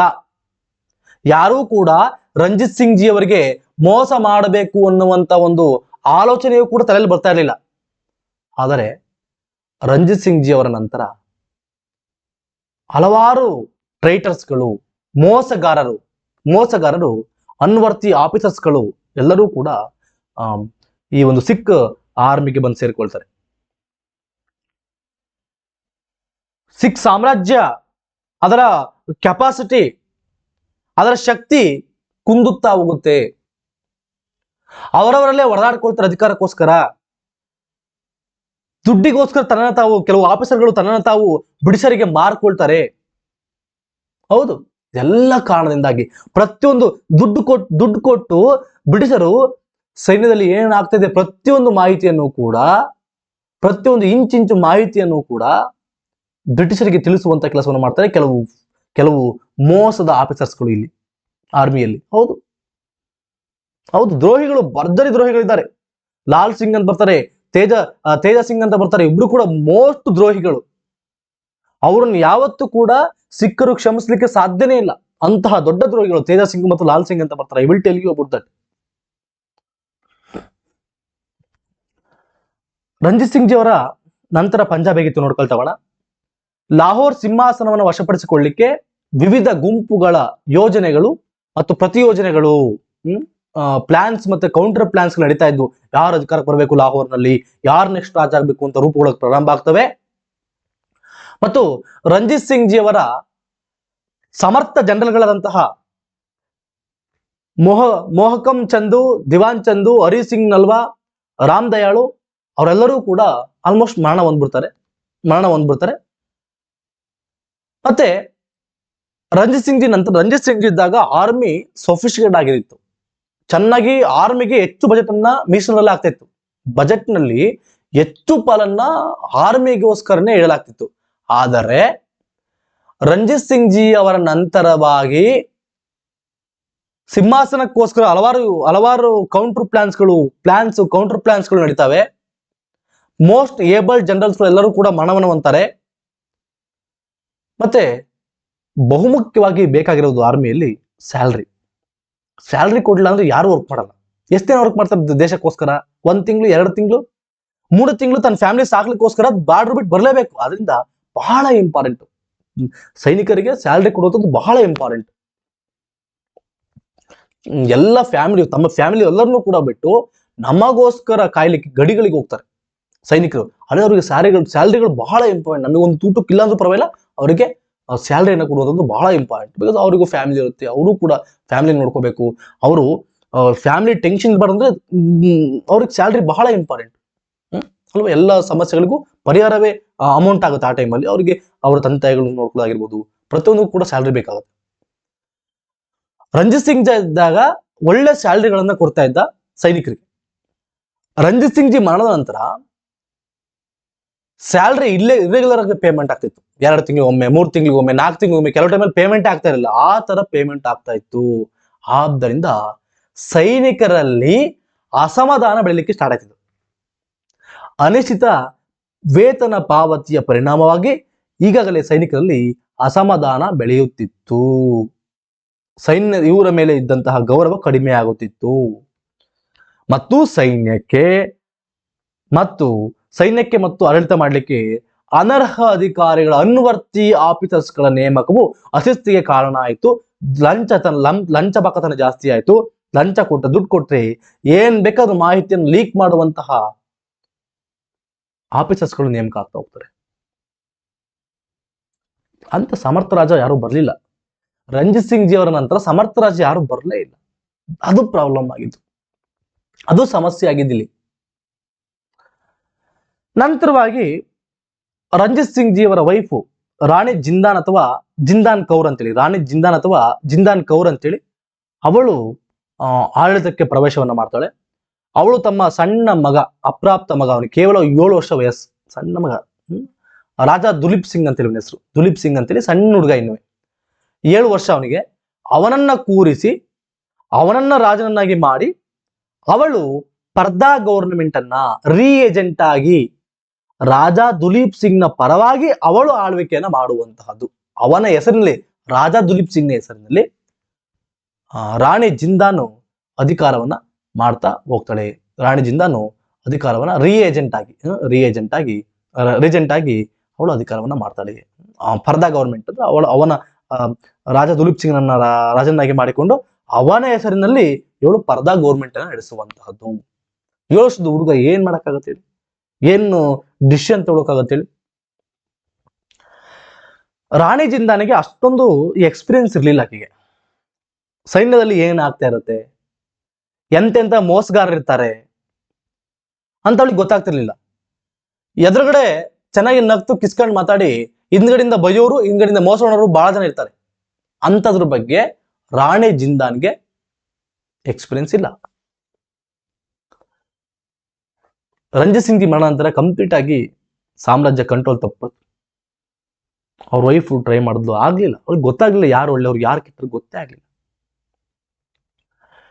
ಇವಳು ಜಾಸ್ತಿ ಇನ್ಫ್ಲೂಯೆನ್ಸ್ ಆಗಿದ್ದು ಲಾಲ್ ಸಿಂಗ್ ಅಂತೇಳಿ ಪ್ರೈಮ್ ಮಿನಿಸ್ಟರ್. ಆ ಟೈಮಲ್ಲಿ ವಾಜಿರ್ ಅಂತಿದ್ದ. ಅವನು ಲಾಲ್ ಸಿಂಗು ಚೆನ್ನಾಗಿ ನಂಬಿಸ್ತಾ ಇವಳನ್ನ ಒಳ್ಳೆ ಒಂಥರ ನಂಬಿಸಿ ಅವನು ಪ್ರೈಮ್ ಮಿನಿಸ್ಟರ್ ಆಗ್ತಾನೆ, ವಾಜಿರ್ ಆಗ್ತಾನೆ, ಪ್ರೈಮ್ ಮಿನಿಸ್ಟರ್ ಆಗ್ತಾನೆ, ಸಿಖ್ ರಾಜ್ಯದ ಪ್ರೈಮ್ ಮಿನಿಸ್ಟರ್ ಆಗ್ತಾನೆ ಲಾಲ್ ಸಿಂಗ್ ಅಂತೇಳಿ. ಅತ್ಯಂತ ದೊಡ್ಡ ಮೋಸಗಾರವ. ರಾಣಿ ಜಿಂದಾನ್ ಕೌರನನ್ನ ನಂಬಿಸಿ ಹಿಂಗ್ ಮಾಡ್ಬೇಕು ಹಂಗ್ ಮಾಡ್ಬೇಕು ಅಂತ ಸಲಹೆಗಳನ್ನ ಕೊಟ್ಟು ಅವಳು ನಂಬಿಟ್ಲು ಇವನನ್ನ. ಇಲ್ಲ, ಇವನು ನಮಗೆ ಸಲಹೆಗಳನ್ನ ತೆಗೆದುಕೊಂಡ್ರೆ ನಾವು ದೇಶವನ್ನ ಇಂಪ್ರೂವ್ ಮಾಡಬಹುದು, ಸಿಖ್ ಸಾಮ್ರಾಜ್ಯವನ್ನ ಮತ್ತೆ ರಂಜಿತ್ ಸಿಂಗ್ ಜಿ ಅವರ ಕಾಲಕ್ಕೆ ತೆಗೆದುಕೊಂಡು ಹೋಗುವಂತ ಅಂತ ಅನ್ಕೊಂಡು ಲಾಲ್ ಸಿಂಗ್ ಅವನೊಬ್ಬ ದೇಶ ದ್ರೋಹಿ, ಅವನನ್ನ ಪ್ರೈಮ್ ಮಿನಿಸ್ಟರ್ನಾಗಿ ಮಾಡ್ಬಿಟ್ಲು. ಅವನು ಪ್ರೈಮ್ ಮಿನಿಸ್ಟರ್ ಆಗ್ಬಿಟ್ಟ, ವಾಜಿರ್ ಆಗ್ಬಿಟ್ಟ. ಇಲ್ಲಿ ಸಮಸ್ಯೆ ಆಗಿತ್ತು. ಇವನು ಕಂಪ್ಲೀಟ್ ಆಗಿ ಬ್ರಿಟಿಷರ ಪರವಾಗಿದ್ದವನು. ಬ್ರಿಟಿಷರು ಅವನಿಗೆ ದುಡ್ಡು ಕೊಡ್ತಾ ಇದ್ರು ಲಾಲ್ ಸಿಂಗ್ಗೆ. ಲಾಲ್ ಸಿಂಗ್ ಪ್ರತಿಯೊಂದು ಮಾಹಿತಿಯನ್ನು, ಏನನ್ನ ಪ್ರೈಮ್ ಮಿನಿಸ್ಟರ್ ಅಲ್ವಾ ಅವನು, ಪ್ರತಿಯೊಂದು ಮಾಹಿತಿಯನ್ನು ಕೂಡ ಬ್ರಿಟಿಷರಿಗೆ ಕೊಡ್ತಾ ಇದ್ದ, ದುಡ್ಡು ಇಸ್ಕೊಂಡು ಕೊಡ್ತಾ ಇದ್ದ. ಅಂತಹ ಒಬ್ಬ ದೇಶದ್ರೋಹಿ ಲಾಲ್ ಸಿಂಗ್, ರಾಜ ಲಾಲ್ ಸಿಂಗ್. ಇವನು ಸಿಖ್ ಎಂಪೈರ್ನ ವಾಜಿರ್ ಆಗ್ತಾನೆ ಮತ್ತು ಸಿಖ್ ಖಾಲ್ಸಾ ಆರ್ಮಿಯ ಕಮಾಂಡರ್ ಆಗ್ತಾನೆ. ಮೊದಲನೇ ಆಂಗ್ಲೋ ಸಿಖ್ ವಾರ್ ಕದನದಲ್ಲೂ ಕೂಡ ಇವನು ಸಿಖ್ ಖಾಲ್ಸಾ ಆರ್ಮಿಯ ಕಮಾಂಡರ್ ಕೂಡ ಆಗಿರ್ತಾನೆ. ಮತ್ತೆ ತೇಜ್ ಸಿಂಗ್ ಅಂತ ಇನ್ನೊಬ್ಬ, ತೇಜಾ ಸಿಂಗ್ ಅಂತೇಳಿ, ಅವನು ಅಷ್ಟೇ ಕಮಾಂಡರ್, ಅವನು ಕೂಡ ಕಮಾಂಡ್ರೆ, ತೇಜಾ ಸಿಂಗ್ ಅಂತೇಳಿ ಅವನು ಕೂಡ ಸಿಖ್ ಆರ್ಮಿಯ ಕಮಾಂಡರ್ ಆಗಿರ್ತಾನೆ. ಇವರಿಬ್ರು ಸೇರ್ಕೊಂಡು ರಾಜಾಲಾಲ್ ಸಿಂಗ್ ಮತ್ತು ತೇಜಾ ಸಿಂಗ್ ಇವರಿಬ್ರು ಸೇರ್ಕೊಂಡು ಸಿಖ್ ಸಾಮ್ರಾಜ್ಯವನ್ನೇ ನಶಿಸುವಂತೆ ಇಬ್ರು ಕೂಡ ಬ್ರಿಟಿಷರ ಪರವಾಗಿ ನಿಲ್ಕೋತಾರೆ. ಬ್ರಿಟಿಷರಿಂದ ಲಂಚವನ್ನ ಸ್ವೀಕಾರ ಮಾಡ್ತಾರೆ. ಎಲ್ಲ ಮಾಹಿತಿಯನ್ನು ಕೂಡ ಇವರು ಬ್ರಿಟಿಷರಿಗೆ ಕೊಡ್ತಾ ಇರ್ತಾರೆ. ರಾಣಿ ಜಿಂದಾನನ್ನ ಕಂಪ್ಲೀಟ್ ಆಗಿ ಇವ್ರಿಬ್ರು ಮಿಸ್ಗೈಡ್ ಮಾಡಿ ಆಂಗ್ಲೋ ಸಿಖ್ ಕದನಗಳಲ್ಲಿ ಸಿಖ್ಖರು ಸೋಲುವಂತೆ ಇವರು ನೋಡ್ಕೊಳ್ತಾರೆ. ಇವರೇ ಪ್ರೈಮ್ ಮಿನಿಸ್ಟ್ರು, ಇವರೇ ಕಮಾಂಡರ್ಗಳು, ಇವರೇ ಆರ್ಮಿ ಲೀಡ್ ಮಾಡಬೇಕು. ಸೈನಿಕರನ್ನ ಮಿಸ್ಗೈಡ್ ಮಾಡೋದು, ಹಿಂಗ್ ಹೋಗ್ಬೇಕಾಗಿರ್ತದನ್ನ ಹಿಂಗ್ ಹೋಗೋ ಅಂತ ಹೇಳೋದು, ಮಿಸ್ಗೈಡ್ ಮಾಡೋದು ಸೈನಿಕರನ್ನ. ಆಟೋಮೆಟಿಕ್ ಆಗಿ ಹೆಂಗ್ ಗೆಲ್ಲಕ್ ಸಾಧ್ಯ ಇರುತ್ತೆ? ಎಂತಹ ದೊಡ್ಡ ಸೈನ್ಯ ಎದುರು ಏನ್ ಗೆಲ್ಲಕ್ ಸಾಧ್ಯ ಇರುತ್ತೆ? ಕಮಾಂಡರ್ ಕರೆಕ್ಟ್ ಆಗಿರ್ಬೇಕು, ಅವಾಗ ಗೆಲ್ಲಕ್ಕಾಗೋದು. Lal Singh regularly supplying information and even receiving instruction from company officers, company ಅಧಿಕಾರಿಗಳಿಂದ ಮಾಹಿತಿಯನ್ನ ಪಡ್ಕೊಳ್ತಾ ಇದ್ದ, ಏನ್ ಮಾಡಬೇಕು ಅಂತೇಳಿ. ಮತ್ತೆ ಆಂತರಿಕ ಸೂಕ್ಷ್ಮ ಮಾಹಿತಿಗಳನ್ನ ಸಿಕ್ಕರದ್ದು ಅವನು ಅಲ್ಲಿಗೆ ಅವ್ರಿಗೆ ಹೇಳ್ತಾ ಇದ್ದ. Communicating through captain Peter Nicholson ಅವರ ಮುಖಾಂತರವಾಗಿ ಕಮ್ಯುನಿಕೇಟ್ ಮಾಡ್ತಿದ್ದ. ಕಂಪ್ಲೀಟ್ ಮಾಹಿತಿಯನ್ನ, ಕಂಪ್ಲೀಟ್ ಸಿಕ್ಕರ ವೀಕ್ನೆಸ್ ಗಳನ್ನ, ಅವರ ಸ್ಟ್ರಾಂಗ್ ಝೋನ್ಗಳನ್ನ ಕಂಪ್ಲೀಟ್ ಆಗಿ ಎಲ್ಲವನ್ನು ಕೂಡ ದುಡ್ಡಿಗೋಸ್ಕರ ಮಾರಾಟವನ್ನ ಮಾಡಿಕೊಂಡ ಲಾಲ್ ಸಿಂಗ್. ತೇಜಾ ಸಿಂಗು ಅಷ್ಟೇ. ವಾಜಿರ್ ಲಾಲ್ ಸಿಂಗ್ ಮತ್ತು ಕಮಾಂಡರ್ ತೇಜಾ ಸಿಂಗು ಇವರಿಬ್ರು ಕೂಡ ಬ್ರಿಟಿಷರು ತನ್ನ ತೆಕ್ಕೆಗೆ ತೆಗೆದುಕೊಳ್ತಾರೆ. ಅವರಿಗೆ ಲಂಚವನ್ನು ನೀಡಿಬಿಟ್ಟು ತನ್ನ ತೆಕ್ಕೆಗೆ ತೆಗೆದುಕೊಳ್ತಾರೆ. ತೇಜ್ ಸಿಂಗ್ ಅಥವಾ ತೇಜಾ ಸಿಂಗ್ ಅನ್ನೋನು ಸಿಖ್ ಕಮಾಂಡರ್, ಸಿಖ್ ಎಂಪೈರ್ನ ಸಿಖ್ ಕಮಾಂಡರ್ ಆಗಿರ್ತಾನೆ. ಲಾಲ್ ಸಿಂಗು ಪ್ರೈಮ್ ಮಿನಿಸ್ಟರ್, ಅವನು ಕೂಡ ಕಮಾಂಡರ್ ಆಗಿರ್ತಾನೆ. ಇಬ್ರು ಕೂಡ ಬ್ರೈಬ್ಡ್ ಬ್ರಿಟಿಷರು ಲಂಚವನ್ನು ನೀಡ್ತಾರೆ. ಎಲ್ಲ ಮಾಹಿತಿಯನ್ನು ಕೂಡ ಅವ್ರಿಗೆ ಹೇಳ್ತಾರೆ. ಈಗ ಏನ್ ಪ್ಲಾನ್ ಮಾಡ್ತಾರೆ ಬ್ರಿಟಿಷರು? ರಂಜಿತ್ ಸಿಂಗ್ ಇದ್ದಾಗ ಎಲ್ಲ ಸುಮ್ಮನಿದ್ರು, ಈಗ ಸ್ಟಾರ್ಟ್ ಆಯ್ತಿಲ್ಲ ಅದು. ರಂಜಿತ್ ಸಿಂಗ್ ಜಿ ಇದ್ರೆ ಈ ತೇಜಾ ಸಿಂಗ್ ಮತ್ತು ಲಾಲ್ ಸಿಂಗ್ನ ಬಿಡ್ತಿದ್ನ, ಇಬ್ರನ್ನು ಕೊಲೆ ಮಾಡ್ಬಿಡ್ತಿದ್ದ. ಅವನಿದ್ದಾಗ ಯಾವ ಲಾಲ್ ಸಿಂಗು ತೇಜಾ ಸಿಂಗು ಏನು ಮಾಡ್ಕೊಳಾಗ್ತಿರ್ಲಿಲ್ಲ, ಅಷ್ಟು ಕಂಟ್ರೋಲ್ ಇತ್ತು. ಬಟ್ ರಾಣಿ ಜಿಂದಾನು ನಂಬಿಟ್ಲು ಇವ್ರನ್ನ, ಲಾಲ್ ಸಿಂಗು ತೇಜಾ ಸಿಂಗ್ನ ನಂಬಿಟ್ಲು. ಅದೇ ಸಮಸ್ಯೆ ಆಗಿದೆ ಅಷ್ಟೇ. ಶತ್ರು ಎಲ್ಲಿದ್ದಾರೆ ಅಂದ ತಕ್ಷಣ ಬಗಲಾಗಿರ್ತಾರಂತಲ್ಲ ಹಂಗೆ, ಶತ್ರು ಎನಿಮಿಕ್ಕಿದ್ದಾರೆ ಬಗಲ್ ಮೇಹೆ ಅಂತಾರಲ್ಲ ಹಂಗೆ. ಏನು ಮಾಡೋಕ್ಕಾಗಲ್ಲ. ಯಾರನ್ನ ನಂಬಬೇಕು ಯಾರನ್ನ ಬಿಡ್ಬೇಕು ಅದು ನಮ್ಮ ಕೆಲವು ಟೈಮಲ್ಲಿ ಮಿಸ್ಟೇಕ್ ಆಗ್ಬಿಡುತ್ತೆ. ಗೊತ್ತಾಗಲ್ಲ ಯಾರನ್ನ ನಂಬಬೇಕು ಯಾರನ್ನ ಬಿಡ್ಬೇಕು ಅಂತೇಳಿ. ಕೆಲವು ಟೈಮಲ್ಲಿ ನಮ್ಮವರನ್ನ ನಮ್ಗೆ ಆಗೋದಿಲ್ಲ. ಜೀವನದಲ್ಲೂ ಅಷ್ಟೇ, ಎಲ್ಲದರಲ್ಲೂ ನಾವು ಕಲಿಯೋ ಪಾಠ ಅಷ್ಟೇ. ಯಾರನ್ನೂ ಅತಿಯಾಗಿ ನಂಬಕ್ ಹೋಗ್ಬಾರ್ದು. ನಮಗೇನು ಅನ್ಸುತ್ತೆ ನಾವು ಅದನ್ನ ಮಾಡಬೇಕು. ಸಲಹೆಗಳನ್ನ ಪಡ್ಕೊಳ್ಳಿ ಬೇರೆಯವ್ರದ್ದು, ಆದರೆ ಅದನ್ನ ತೆಗೆದುಕೊಳ್ಳಬೇಕು ಅಥವಾ ಬಿಡಬೇಕಾಗಿರೋದು ನಿಮಗ್ ಬಿಟ್ಟದ್ದು. ಯಾವತ್ತೂ ಕೂಡ ಬೇರೆ ಹೇಳಿದ್ದನ್ನೇ ಕೇಳಕ್ ಹೋಗ್ಬೇಡಿ. ಕಂಪ್ಲೀಟ್ ಆಗಿ ಸಲಹೆಗಳನ್ನ ಕೇಳಿ, ಅವ್ರಿಗೆ ಅದಕ್ಕೆ ಅಪೋಸ್ ಮಾಡಕ್ ಹೋಗ್ಬೇಡಿ. ಸಲಹೆ ಹೇಳ್ತಾರ ಕೇಳ್ಬಿಟ್ಟು ನೀವು ಆಲೋಚನೆ ಮಾಡ್ಬೇಕು, ಇದು ಒಳ್ಳೇದ ಕೆಟ್ಟದ್ದ, ಮಾಡಿದ್ರೆ ಏನಾಗುತ್ತೆ ಅಂತ ಯೋಚನೆ ಮಾಡ್ಬಿಟ್ಟು ಅದನ್ನ ನೀವು ಮಾಡ್ಬೇಕು. ಆ ತರ ಅದು ಸುಮ್ಮನೆ ವಾದ ಮಾಡ್ಕೊಂಡು ಹಂಗೆ ಅವ್ರದ್ದು ವಾದ ಮಾಡ್ಕೊಂಡು ಹೋಗ್ಬೇಡಿ. ಸುಮ್ಮನೆ ಕೇಳಿಸ್ಕೊಳ್ಳಿ. ಯಾರು ಸಲಹೆ ಕೊಟ್ಟರು ಸುಮ್ಮನೆ ಕೇಳಿಸ್ಕೊಳ್ಳಿ. ನಿಮ್ಗೆ ಏನ್ ಬೇಕು ಅದನ್ನ ಯೋಚಿಸಿ ಥಿಂಕ್ ಮಾಡಿ, ಯಾವ್ದು ಒಳ್ಳೇದು ಯಾವ್ದು ಕೆಟ್ಟದ್ದು ಎಲ್ಲದನ್ನು ಥಿಂಕ್ ಮಾಡಿ ನೀವು ಮಾಡ್ಬೇಕಾಗುತ್ತೆ. ಈಗ ಬ್ರಿಟಿಷರ ರಿಯಲ್ ಪ್ಲಾನಿಂಗ್ ಹೇಗಿತ್ತು ಅಂತ ನೋಡಿದಾಗ, ಇವ್ರಿಗೆ ಕಾಯ್ತಾ ಇದ್ರು, ಏನಾದ್ರೂ ಮಾಡಿ ನಾವು ಸಿಖ್ ಮೇಲೆ ಅಟ್ಯಾಕ್ ಮಾಡಬೇಕು, ಸಿಖ್ ಅವರನ್ನ ವಶಪಡಿಸ್ಕೊಳ್ಬೇಕು, ಈ ತರ ಏನೋ ಪ್ಲಾನಿಂಗ್ ಇತ್ತು ಅವ್ರ ಹತ್ರ. ಬಿಕಾಸ್ ಲಾಲ್ ಸಿಂಗ್ ಮತ್ತು ತೇಜಾ ಸಿಂಗು ಕಂಪ್ಲೀಟ್ ಮಾಹಿತಿಗಳನ್ನ ಕೊಡ್ತಾ ಇದ್ರು ಬ್ರಿಟಿಷರಿಗೆ. ಸಡನ್ ಆಗಿ ಬ್ರಿಟಿಷರು ಗಡಿಯಲ್ಲಿ ಸಟ್ಲೇಜ್ ನದಿಯ ಗಡಿ ಏನಿತ್ತು, ಆ ಗಡಿಯಲ್ಲಿ ಹೆಚ್ಚು ಸೈನಿಕರನ್ನ ನಿಯೋಜನೆ ಮಾಡಕ್ ಸ್ಟಾರ್ಟ್ ಮಾಡಿದ್ರು. ರಾಣಿ ಜಿಂದಾನಿಗೆ ಅನುಮಾನ, ಯಾಕೆ ನಾವೇನು ಮಾಡಿದ್ವಲ್ಲ, ನಮ್ಮ ಪಾಡಿ ನಾವು ಸುಮ್ಮನಿದ್ದೀವಿ, ಬ್ರಿಟಿಷರು ಯಾಕೆ ಹೆಚ್ಚು ಸೈನಿಕರನ್ನ ಗಡಿಯಲ್ಲಿ ನಿಯೋಜನೆ ಮಾಡ್ತಾ ಇದ್ದಾರೆ ಅಂತ ಕನ್ಫ್ಯೂಷನ್ ಸ್ಟಾರ್ಟ್ ಆಗ್ಬಿಡ್ತು. ಇದ್ದಕ್ಕಿದ್ದಂತೆ ಬ್ರಿಟಿಷರು ಫಾಲ್ಸ್ ಅಲಿಗೇಷನ್ ಅನ್ನು ಮಾಡ್ಬಿಟ್ಟು ಯುದ್ಧವನ್ನು ಅನೌನ್ಸ್ ಮಾಡಿದ್ರು. ಏನ್ ಫಾಲ್ಸ್ ಅಲಿಗೇಷನ್? ನಿಮ್ಮ ಸಿಖ್ಖರ ಸೈನಿಕರು ಸಟ್ಲೇಜ್ ನದಿಯನ್ನ ದಾಟಿ ಬಂದಿದ್ದಾರೆ ನಮ್ಮ ಕಡೆಗೆ ಅಂತೇಳಿ ಸುಳ್ಳು ಆರೋಪವನ್ನ ಮಾಡಿ ಯುದ್ಧಕ್ಕೆ ಅನೌನ್ಸ್ ಮಾಡ್ತಾರೆ. ನೋಡಿ ಪಾಪ, ಅವ್ರಿಗೆ ಆಡಳಿತ ಮಾಡ್ಲಿಕ್ಕೆ ಕಷ್ಟ ಆಗ್ತಿದೆ. ರಾಣಿ ಜಿಂದಾನಿಗೆ ಸೈನಿಕರು ಸ್ಯಾಲ್ರಿ ಕೊಡಕ್ಕೆ ದುಡ್ಡಿಲ್ಲ. ಪಾಪ ಅವ್ರೇನು ಸಟ್ಲೇಜ್ ನದಿ ದಾಟಿ ಹೋಗ್ತಾರೆ? ಸಟ್ಲೇಜ್ ನದಿಯನ್ನು ದಾಟಿದ್ದಾರೆ, ಮತ್ತೆ ನಿಮ್ಮ ಒಪ್ಪಂದವನ್ನ ಮುರಿದಿದ್ದಾರೆ. ಒಪ್ಪಂದವನ್ನ ಅಮೃತಸರ ಒಪ್ಪಂದದ ಪ್ರಕಾರ ಸಟ್ಲೆ ನದಿಯನ್ನ ಬಾರ್ಡರ್ನಾಗೆ ಮಾಡಿದ್ವಿ, ಆ ಬಾರ್ಡರ್ನ ಕ್ರಾಸ್ ಮಾಡಿ ಬಂದಿದ್ದಾರೆ ಅನ್ನುವ ಆರೋಪವನ್ನ ಹೊರಿಸಿ ಬ್ರಿಟಿಷರು ಸಿಖ್ಖರ ಮೇಲೆ ಸುಳ್ಳು ಆರೋಪವನ್ನ ಹೊರಿಸಿ ಯುದ್ಧವನ್ನ ಅನೌನ್ಸ್ ಮಾಡ್ತಾರೆ. ನೋಡಿ ಈ ತರ ಹೆಂಗೆ ಕಾರಣ ನೋಡಿ ಹೆಂಗೆ ಅವರು ಕಾರಣ ಹೆಂಗ್ ಕೊಡ್ತಿದ್ದಾರೆ ಅಂತೇಳಿ ಬಂದಿದಾರಂತೆ.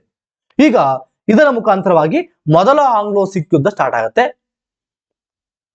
ಸ್ಟಾರ್ಟಿಂಗು ಇಂತಹ ಟ್ರೈಟರ್ಸ್ ಇದ್ರೂ ಕೂಡ, ತೇಜಾ ಸಿಂಗು, ಲಾಲ್ ಸಿಂಗ್ ಇಂಥವ್ರು ಇದ್ರೂ ಕೂಡ ಸ್ಟಾರ್ಟಿಂಗು ಸಿಖ್ ಆರ್ಮಿಯ ಸೈನಿಕರು ದೊಡ್ಡ ಮಟ್ಟಕ್ಕೆ ಹೋರಾಡಿ ಮೇಲುಗೈಯನ್ನ ಸಾಧಿಸ್ತಾರೆ. ಇನ್ನೇನ್ ಸಿಖ್ರು ಗೆಲ್ಲಬೇಕು ಅನ್ನೋ ಮಟ್ಟಕ್ಕೆ ಇತ್ತು ಇಂತಹ ಲಾಲ್ ಸಿಂಗು, ತೇಜಾ ಸಿಂಗು ಅವರ ಮೋಸ ಹೋದ್ರು ಕೂಡ.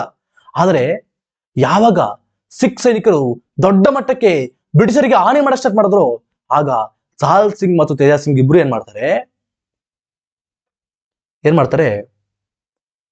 ಸೈನಿಕರನ್ನ ಮಿಸ್ಗೈಡ್ ಮಾಡ್ತಾರೆ. ಇವರೆಲ್ಲ ಕಮಾಂಡ್ರು, Lal Singh prime minister, Teja Singh commander, ಇಬ್ರು ಕೂಡ ಸಿಖ್ ಸೈನ್ಯವನ್ನ ಮಿಸ್ಗೈಡ್ ಮಾಡ್ತಾರೆ. ಹಿಂಗ್ ಹೋಗ್ಬೇಕಾಗಿರೋದನ್ನ ಇಲ್ಲಿ ಬೇಡ, ಇಲ್ಲೋ ಬನ್ನಿ ಅಂದ್ರದು, ಅಲ್ಲಿ ಅವ್ರಿಗೆ ಮಾಹಿತಿ ಕೊಡೋದು, ನಾವ್ ಇಲ್ಲಿದ್ದೀವಿ, ಬಂದು ಅಟ್ಯಾಕ್ ಮಾಡಿ ಅಂತೇಳಿ ಈ ರೀತಿಯಂತಹ ಸುಳ್ಳು ಮಾಹಿತಿಗಳನ್ನ ಕೊಟ್ಟು ಸೈನ್ಯವನ್ನ ದಿಕ್ಕು ತಪ್ಪಿಸಿ ಸೋಲುವಂತೆ ಮಾಡ್ತಾರೆ ಲಾಲ್ ಸಿಂಗ್ ಮತ್ತು ತೇಜಾ ಸಿಂಗ್.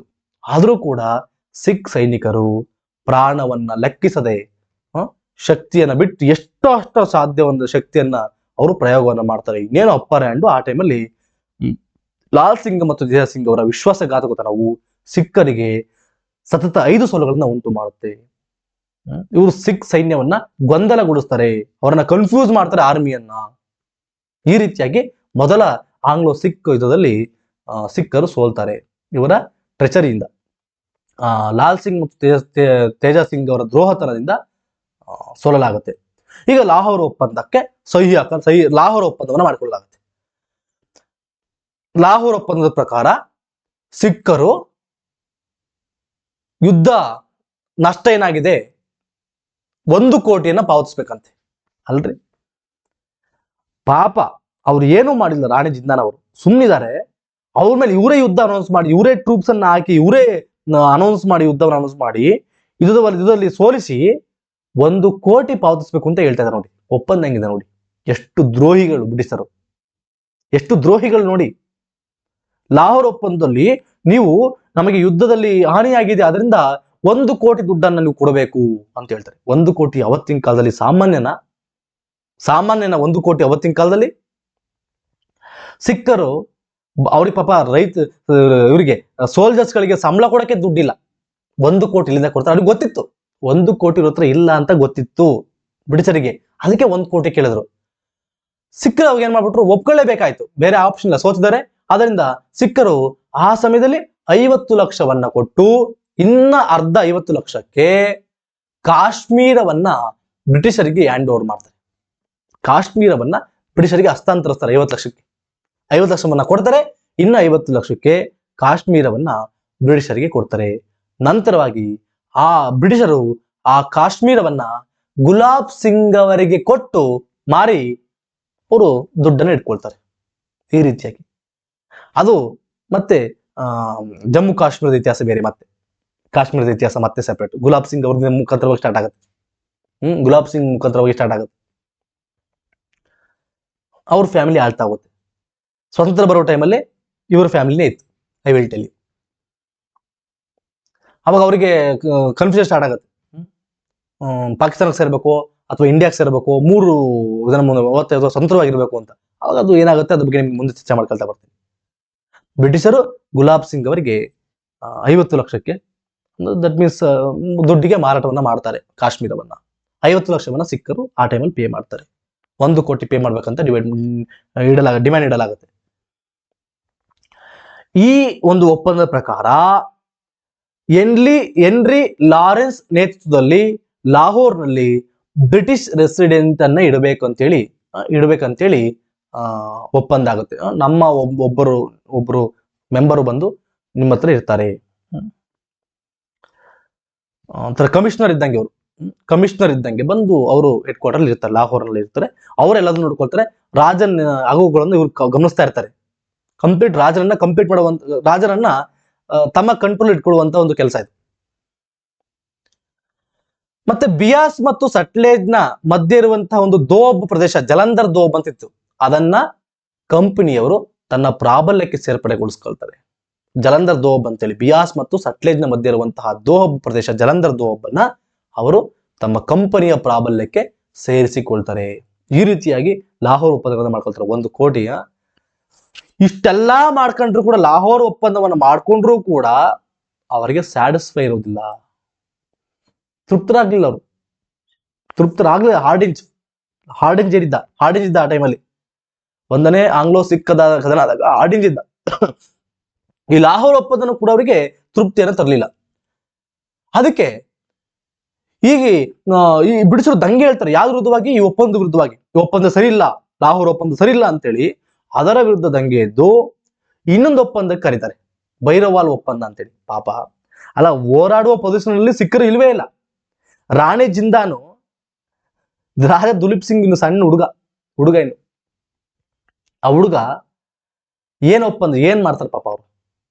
ಇಬ್ರು ಲಾಲ್ ಸಿಂಗು ಟ್ರೈಟರ್, ತೇಜ ಸಿಂಗ್ ಇಬ್ರು ಕೂಡ ಇವ್ರ ಪರವಾಗಿಯೇ, ಯಾರೋ ಅವ್ರ ಸಪೋರ್ಟಿಗಿಲ್ಲ.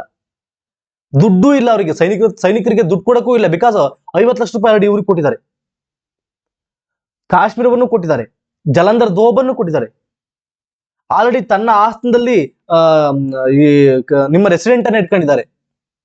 ಏನು ಇಲ್ಲ ಅವ್ರ ಹತ್ರ. ಆದ್ರೂ ಕೂಡ ಈ ಒಂದು ಲಾಹೋರ್ ಒಪ್ಪಂದ ಅವ್ರಿಗೆ ತೃಪ್ತರಾಗಲಿಲ್ಲ. ಇದು ವಿರುದ್ಧವಾಗಿ ದಂಗೆ ಎದ್ದು ಇನ್ನೊಂದು ಒಪ್ಪಂದವನ್ನು ಮಾಡ್ಕೊಳ್ತಾರೆ. ಯಾವುದು? ಭೈರವಾಲ್ ಒಪ್ಪಂದ ಅಂತೇಳಿ. ನೋಡಿ ಯಾವ ಮಟ್ಟದ ಇದು ಅಂತೇಳಿ, ಧೋರಣೆ ಅಂತೇಳಿ. ಈಗ ಭೈರವಾಲ್ ಒಪ್ಪಂದ ಆಗುತ್ತೆ 1846 ಡಿಸೆಂಬರ್ ಅಲ್ಲಿ ಆಗುತ್ತೆ. ಈ ಒಪ್ಪಂದಕ್ಕೆ ಇದಕ್ಕೂ ಸಹಿ ಆಗ್ತಾರೆ ಪಾಪ ಅವರು. ಏನ್ ಮಾಡ್ತಾರೆ? ಬೇರೆ ಆಪ್ಷನ್ ಇಲ್ಲ. ಈ ಒಪ್ಪಂದ ನಿಬಂಧನೆಗಳ ಪ್ರಕಾರ ರಾಣಿ ಜಿಂದಾನ್ ಅವರನ್ನ ರೀ ಏಜೆಂಟ್ ಆಗಿ ಏನ್ ಕೆಲಸ ಮಾಡ್ತಿದ್ಲಕ್ಕೆ, ತನ್ನ ಮಗನಿಗೆ ರಾಜಾ ದುಲೀಪ್ ಸಿಂಗ್ಗೆ ರೀ ಏಜೆಂಟ್ ಆಗಿ ಪರ್ದಾ ಗೌರ್ಮೆಂಟ್ ಅನ್ನ ಏನ್ ಕೆಲಸ ಸಲಹೆ ಸೂಚನೆಗಳನ್ನ ಕೊಡ್ತಾ ಇದ್ಲು, ಇವಳೆ ಆಳ್ವಿಕೆ ಮಾಡ್ತಾ ಇದ್ಲು, ಅವಳನ್ನ ರೀ ಏಜೆಂಟ್ ಆಗಿ ತೆಗೆದುಹಾಕಲಾಗುತ್ತೆ.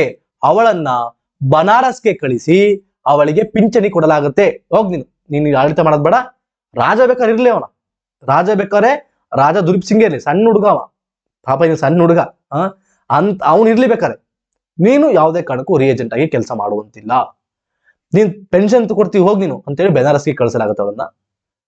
ಪಂಜಾಬ್ಗಾಗಿ ಅವನಿಗೆ ಸಲಹೆ ಕೊಡ್ಲಿಕ್ಕೆ, ರಾಜಾ ದುಲೀಪ್ ಸಿಂಗ್ ಸಣ್ಣ ಹುಡುಗ ಇನ್ನು, ಅವನಿಗೆ ಸಲಹೆಯನ್ನ ಕೊಡ್ಲಿಕ್ಕೆ ಇವರೇ ಒಂದು ಕೌನ್ಸಿಲ್ ಅನ್ನ ರಚನೆ ಮಾಡ್ಕೊಳ್ತಾರೆ. ಮಂತ್ರಿ ಮಂಡಳ ತರ ಕೌನ್ಸಿಲ್ ಅನ್ನ ರಚನೆ ಮಾಡ್ಕೊಳ್ತಾರೆ. 8 ಜನ ಸಿಖ್ ಸರ್ದಾರ್ಸ್ಗಳು ಅದರಲ್ಲಿ ಇರ್ತಾರೆ.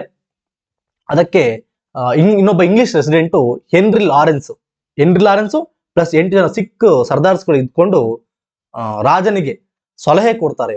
ರಾಜ ಪಾಪ ಸಣ್ಣ ಹುಡುಗ, 12 ವರ್ಷ ಇರ್ಬೋದೇನೋ. ಆ ಹುಡುಗಂಗೆ ಏನ್ ಸಲಹೆ ಕೊಡ್ತಾರೆ ಇವರೇ ಮಾಡ್ತಾರಲ್ಲ ಅಧಿಕಾರ. ರಾಣಿ ಜಿಂದಾನನ್ನ ಬನಾರಸಿ ಕಳಿಸಿಬಿಟ್ರು. ಈಗ 10-12 ವರ್ಷದ ಹುಡುಗ ಯಾರು? ರಾಜಾ ದುಲೀಪ್ ಸಿಂಗ್. ಅವನೇನ್ ಮಾಡ್ತಾನೆ? ಅವನಿಗೆ ಸಲಹೆ ಕೊಡ್ತೀವಿ ನಾವು ಅಂತೇಳಿ 8 ಸಿಖ್ ಸರ್ದಾರ್ಸ್ಗಳು ಇವ್ರಿಗೆ ಬೇಕಾಗಿರೋರು ಮತ್ತು ಬ್ರಿಟಿಷ್ ಹೆನ್ರಿ ಲಾರೆನ್ಸ್ ಎಲ್ಲ ಇದ್ಕೊಂಡು ಇವ್ರು ಆಳ್ವಿಕೆ ಇವ್ರು ಹೇಳೋದು. ಯಾವ ರಾಜ ಊಟ ಮಾಡಿ ಮಕ್ಕಂತಾರ ಅಷ್ಟೇ, ಅವನಿಗೇನು ಗೊತ್ತಾಗಲ್ಲ. 12 ವರ್ಷದ ಹುಡುಗಿಗೆ ಏನ್ ಗೊತ್ತಾಗುತ್ತೆ? 12 ವರ್ಷದ ಹುಡುಗಿಗೆ ಏನ್ ಗೊತ್ತಾಗುತ್ತೆ? ಇವರೇ ಆಳ್ವಿಕೆ ಮಾಡೋದು. ನೋಡ್ರಿ, ಇಲ್ಲಿ ರಾಣಿ ಜಿಂದಾನನ್ನು ಕೂಡ ತೆಗೆದು ಹಾಕಲಾಗುತ್ತೆ ಈ ಒಂದು ಒಪ್ಪಂದ ಪ್ರಕಾರವಾಗಿ. ಸರಿ ಸರ್, ಇದಕ್ಕಾದ್ರೂ ಒಪ್ಪಿಗೆ ಆಯ್ತಾ ಅವರಿಗೆ? ಇದಕ್ಕಾದ್ರೂ ಸುಮ್ಮನಾದ್ರೂ ಸ್ಯಾಟಿಸ್ಫೈ ಆಯ್ತಾ? No, they are not satisfied with this agreement. ಇದರಿಂದಲೂ ಕೂಡ ಲಾಹೋರ್ ಒಪ್ಪಂದಲ್ಲೂ ಅವರಿಗೆ ತೃಪ್ತಿ ಆಗಿಲ್ಲ. ನಂತರವಾಗಿ ಅದು ಸರಿ ಇಲ್ಲ ಅಂತೇಳಿ ಭೈರವಾಲ್ ಒಪ್ಪಂದವನ್ನ ಮಾಡಿ ರಾಣಿ ಜಿಂದಾನನ್ನ ಪೆನ್ಷನ್ ಕೊಟ್ಟು ಕೂರಿಸಿ ಕಂಪ್ಲೀಟ್ ಆಡಳಿತವನ್ನ ಇವರೇ ತೆಗೆದುಕೊಂಡ್ರು ಕೂಡ ಇವರಿಗೆ ಸ್ಯಾಟಿಸ್ಫ್ಯಾಕ್ಷನ್ ಇಲ್ಲ, ತೃಪ್ತಿ ಇಲ್ಲ ಇವರಿಗೆ. ಮತ್ತೆ ಬೇರೆ ಏನಾದ್ರು ಮಾಡಿ ಇದಕ್ಕೆ ಇಲ್ಲ, ಇದು ಕಂಪ್ಲೀಟ್ ವಶಪಡಿಸ್ಕೊಳ್ಬೇಕು ಅನ್ನೋ ಮಟ್ಟಕ್ಕೆ ಅವ್ರು ದಿತ್ಕೊಂಡ್ಬಿಟ್ರು.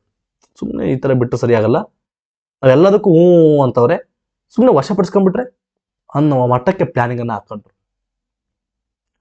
ಅದೇ ಟೈಮಲ್ಲಿ ಮೂಲ್ರಾಜ್ ಇಶ್ಯೂ ಅಂತ ಆಗುತ್ತೆ. ಏನ್ ಸರ್ದು ಮೂಲ್ರಾಜ್ ಇಶ್ಯೂ ಅಂತೇಳಿ? ಮೂಲ್ರಾಜ್ ಅನ್ನೋರು ಮುಲ್ತಾನ್ನ ಗವರ್ನರ್ ಆಗಿರ್ತಾನೆ. ಬ್ರಿಟಿಷರ ಧೋರಣೆಯಿಂದ ರಚ್ಚಿಗೆಳ್ತಾನವ.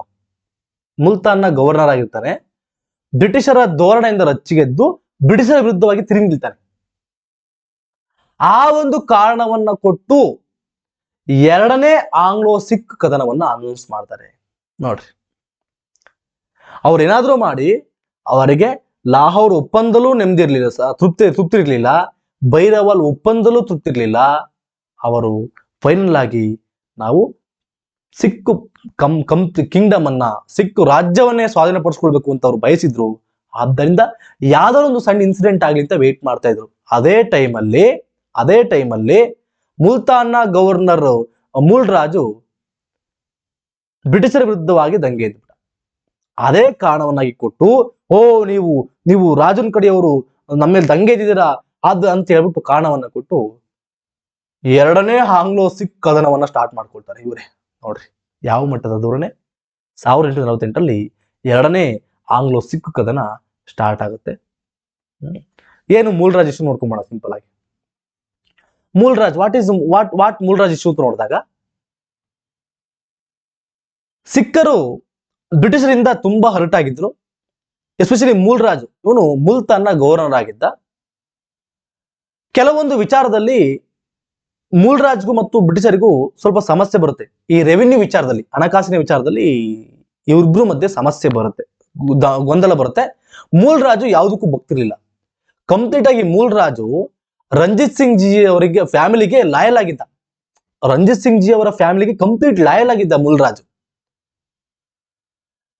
ಹಣವನ್ನ ಕರೆಕ್ಟಾಗಿ ಬೇರೆ ತರ ಇವರು ಬ್ರಿಟಿಷರಿಗೆ ದುಡ್ಡು ಬೇಕಲ್ವಾ, ಆ ದುಡ್ಡು ಕರೆಕ್ಟಾಗಿ ಅವ್ರಿಗೆ ಹೋಗ್ತಾ ಇರ್ಲಿಲ್ಲ.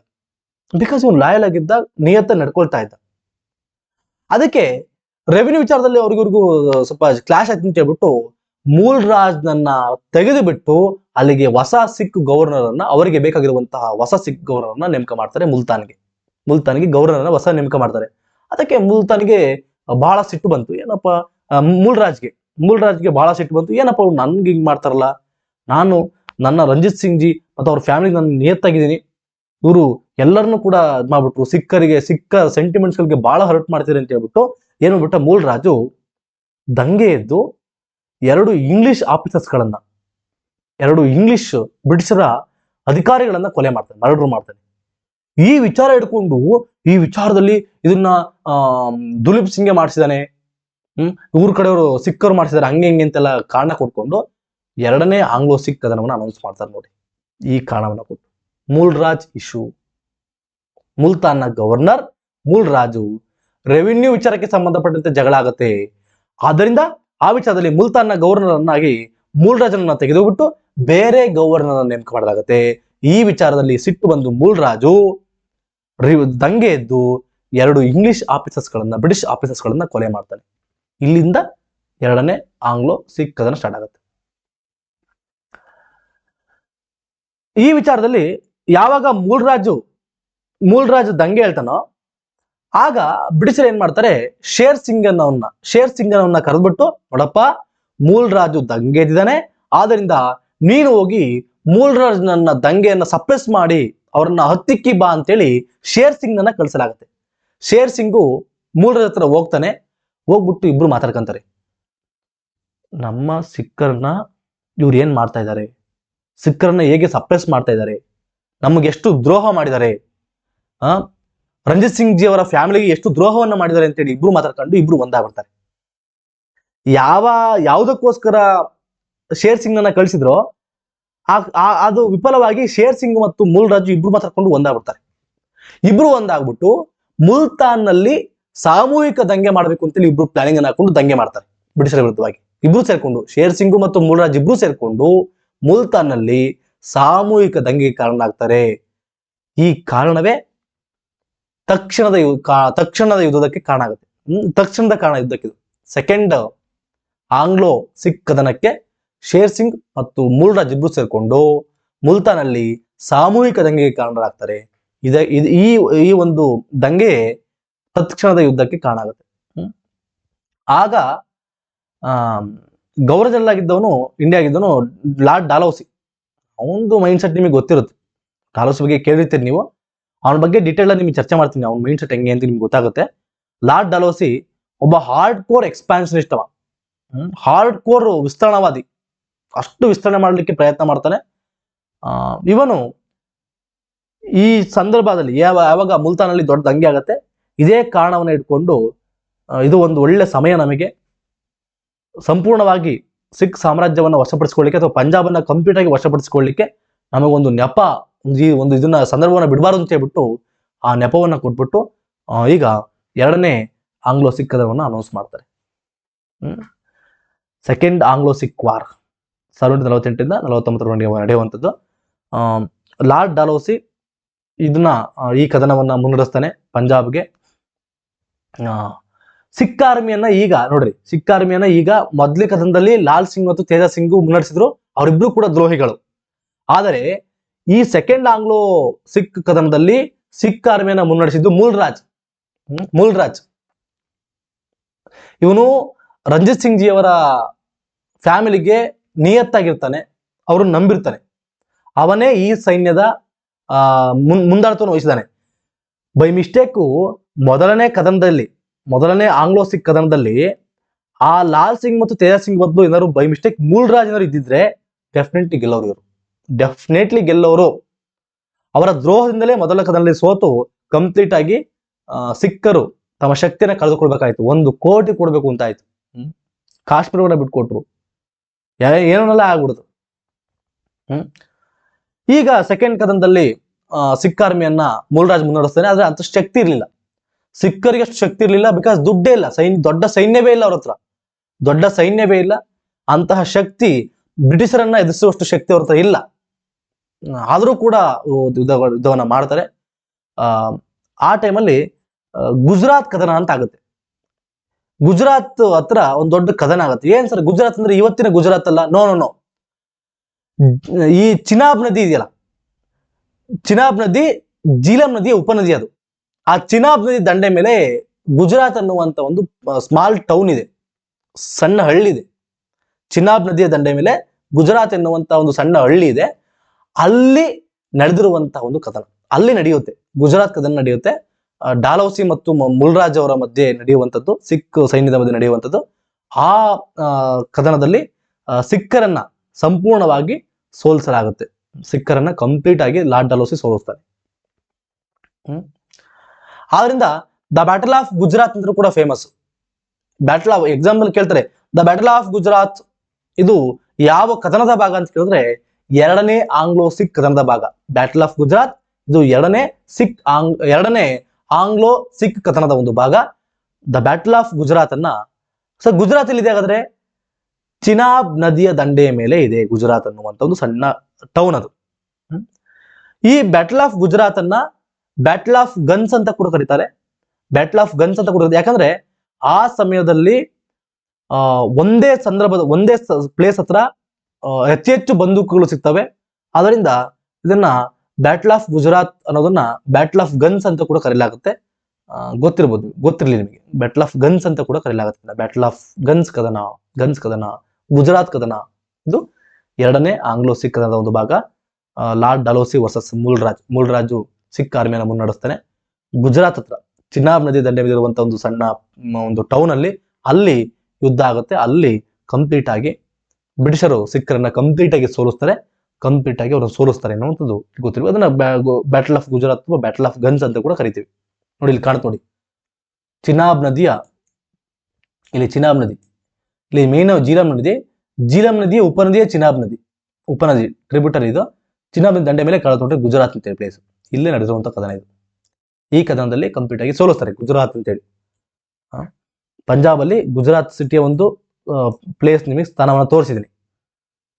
ಚಿನಾಬ್ ನದಿ ದಂಡೆ ಮೇಲೆ ಇದೆ. ಚಿನಾಬ್ ನದಿ ದಂಡೆ ಮೇಲೆ ನೋಡಿ ಇಲ್ಲಿ. ಈ ಕದನದಲ್ಲಿ ಸೋತ ತಕ್ಷಣ ಇದರ ರಿಸಲ್ಟ್ಗಳು ಏನಾಯ್ತು ನೋಡ್ಕೊಳ್ಬೋಣ. ರಾಜ ದುಲೀಪ್ ಸಿಂಗು ಮುಂದೆ ಕ್ರಿಶ್ಚಿಯನ್ ಧರ್ಮವನ್ನ ಸ್ವೀಕಾರ ಮಾಡ್ತಾರೆ. ಲಂಡನ್ಗೆ ಹೋಗ್ತಾನವ. ರಾಜ ದುಲೀಪ್ ಸಿಂಗು ಕ್ರಿಶ್ಚಿಯನ್ ಧರ್ಮವನ್ನ ಅನುಸರಿಸ್ಬಿಟ್ಟು ಅವನು ಲಂಡನ್ಗೆ ಹೋಗ್ತಾನೆ. ಇವನ್ ಟುಡೇ ಆಲ್ಸೋ ಇವ್ರ ಫ್ಯಾಮಿಲಿ ಲಂಡನ್ ಅಲ್ಲಿ ಇದೆ. ರಾಜ ದುಲೀಪ್ ಸಿಂಗ್ ನ ಫ್ಯಾಮಿಲಿ ಇವತ್ತು ಕೂಡ ಲಂಡನ್ ಅಲ್ಲೇ ಸೆಟ್ಲ್ ಆಗಿದ್ದಾರೆ. ಅದಕ್ಕೆ ಇವತ್ತು ನಾವು ನೋಡ್ತೀವಿ ಲಂಡನ್ ಅಲ್ಲಿ ಅತಿ ಹೆಚ್ಚು ಸಿಖ್ರು ಕೂಡ ಇದ್ದಾರೆ. ಅದು ಈ ಸಂದರ್ಭದಲ್ಲಿ ಹಲವಾರು ಸಿಖ್ರು ಹೋಗ್ತಾರೆ. ಮುಖ್ಯವಾಗಿ ರಾಜ ದುಲೀಪ್ ಸಿಂಗ್ ಫ್ಯಾಮಿಲಿ ಕೂಡ ಇವತ್ತು ಕೂಡ ಲಂಡನ್ ಅಲ್ಲಿ ಇದೆ.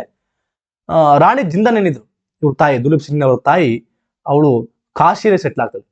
ಅವಳು ಕೂಡ ಆಫರ್ ಬರುತ್ತೆ, ಬಾ ನೀನು ಲಂಡನ್ಗೆ, ನೀನು ಕ್ರಿಶ್ಚಿಯಾನಿಟಿಯನ್ನ ತಗೋ ಅಂತೇಳಿ. ಬಟ್ ಅವಳು ಒಪ್ಪೋದಿಲ್ಲ, ರಾಣಿ ಜಿಂದಾಲ್ ಒಪ್ಪೋದಿಲ್ಲ.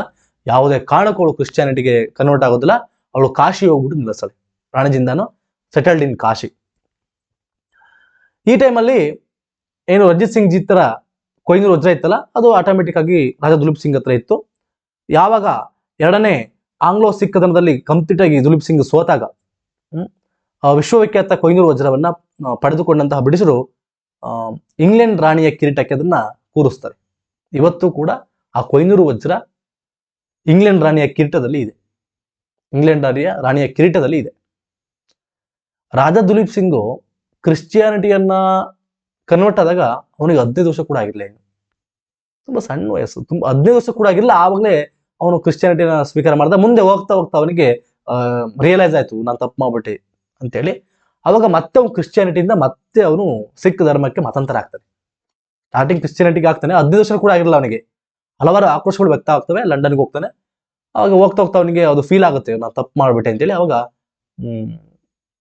ಅವನು ಬಿಕಾಸ್ ಇವ್ರ ತಂದೆ ಸಿಖ್ ಧರ್ಮಕ್ಕೋಸ್ಕರ ದೊಡ್ಡ ಮಟ್ಟಕ್ಕೆ ಹೋರಾಟವನ್ನ ಮಾಡಿದವರು, ಸಿಖ್ ಧರ್ಮಕ್ಕೋಸ್ಕರ ಬದುಕ್ತವ್ರು, ಬೇರೆ ಧರ್ಮಕ್ಕೆ ತೊಂದರೆ ಮಾಡಿದವರಲ್ಲ, ಬಟ್ ಧರ್ಮದ ರಕ್ಷಣೆಗೋಸ್ಕರ ಉಳಿವಿಗೆ ಹೋರಾಟವನ್ನ ಮಾಡಿದವರು.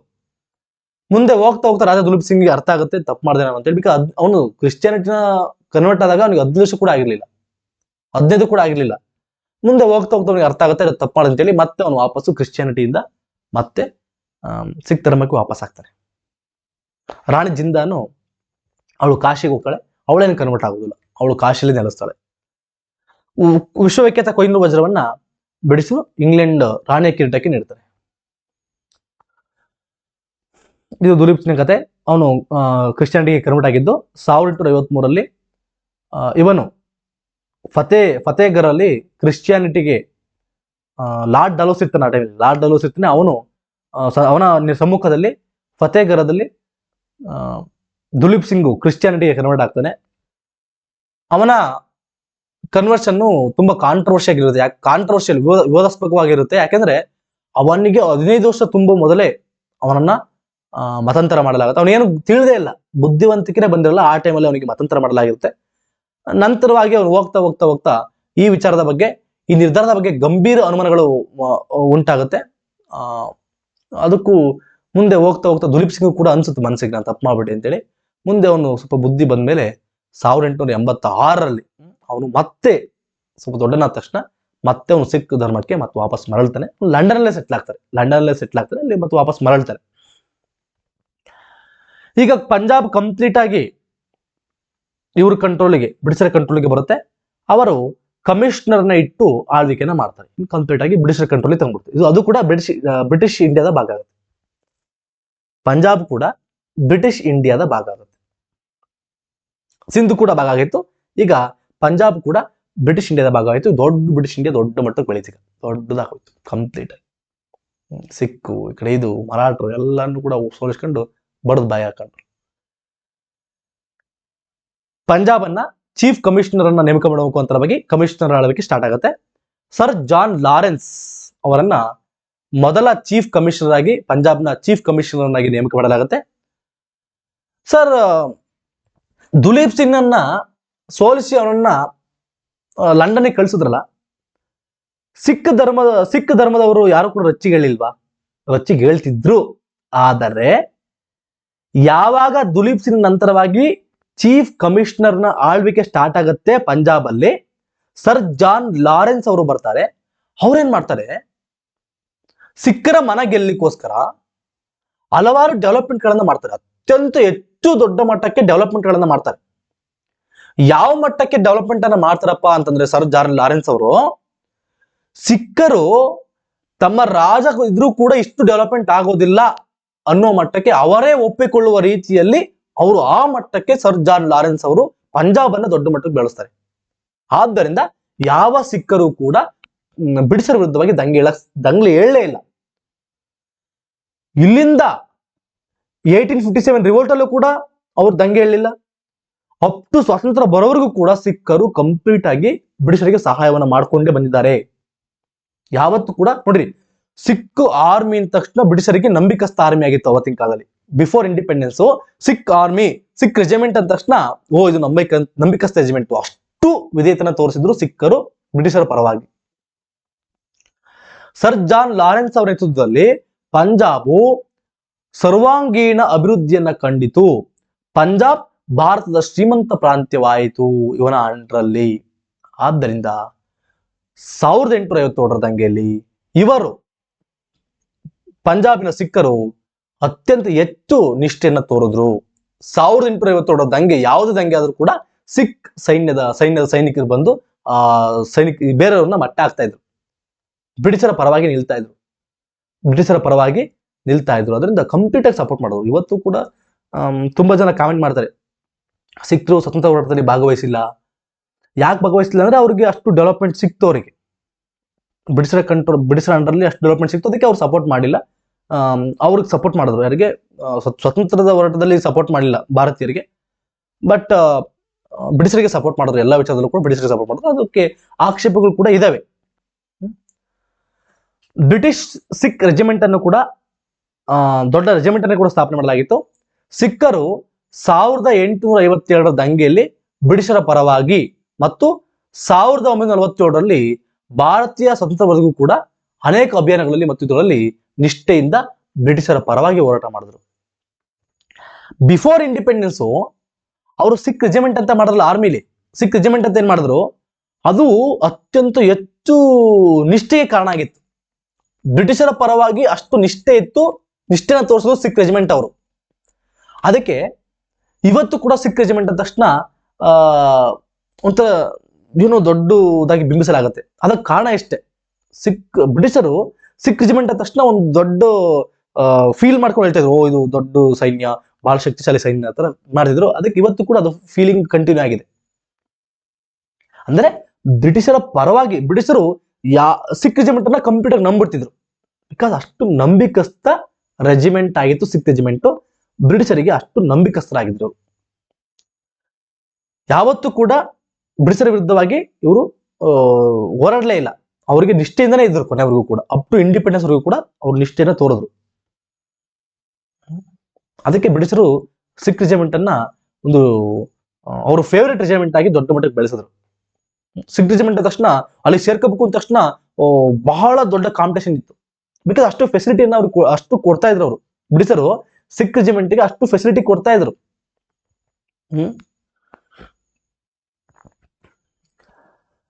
ಇದರ ಮುಖಾಂತರವಾಗಿ ಸಿಖ್ ಕಿಂಗ್ಡಮ್ ಸಿಂಧ್ ಕೂಡ ವಶ ಆಯ್ತಲ್ವಾ. ಇದರ ಮುಖಾಂತರವಾಗಿ ಇಂಡಿಯಾದ ಬಹುಪಾಲು ಎಲ್ಲ ವಶ ಆಗಿ ಬ್ರಿಟಿಷ್ ಭಾರತವಾಗಿ ಹೊರಹೊಮ್ಮುತ್ತೆ. ಸಿಖ್ಖರ ವಿಲೀನದೊಂದಿಗೆ ಭಾರತದ ಬಹುಪಾಲು ಬ್ರಿಟಿಷ್ ಭಾರತವಾಗಿ ಹೊರಹೊಮ್ಮುತ್ತೆ. ಆಲ್ಮೋಸ್ಟ್ ಬ್ರಿಟಿಷರು ತನ್ನ ಕೈಗೆ ತೆಗೆದುಕೊಂಡು ಆಗಿತ್ತು. ಒಂದು ಕೆಲವು ಪ್ರಶ್ನೆಗಳು ನೋಡ್ಕೊಂಬೋಣ. Who was the last ruler of Sikh empire? Duleep ಸಿಂಗ್ಗೆ ಕೊನೆಯ ರಾಜ. Who was the governor general of India during first Anglo Sikh war? ಮೊದಲ ಆಂಗ್ಲೋ ಸಿಖ್ ಕದನದಲ್ಲಿ ಇದ್ದಂತಹ ಗವರ್ನರ್ ಜನರಲ್ ಯಾರಪ್ಪ ಅಂತ ಕೇಳಿದ್ರೆ ಲಾರ್ಡ್ ಹಾರ್ಡಿಂಜ್. ಇನ್ನೊಂದು ಪ್ರಶ್ನೆ, treaty of Lahore was signed between? ಸಿಖ್ಖರು ಮತ್ತು ಬ್ರಿಟಿಷರ ಮಧ್ಯೆ ಆಗಿರುವಂತಹ ಒಂದು ಒಪ್ಪಂದ, ಟ್ರೀಟಿ ಆಫ್ ಲಾಹೋರ್.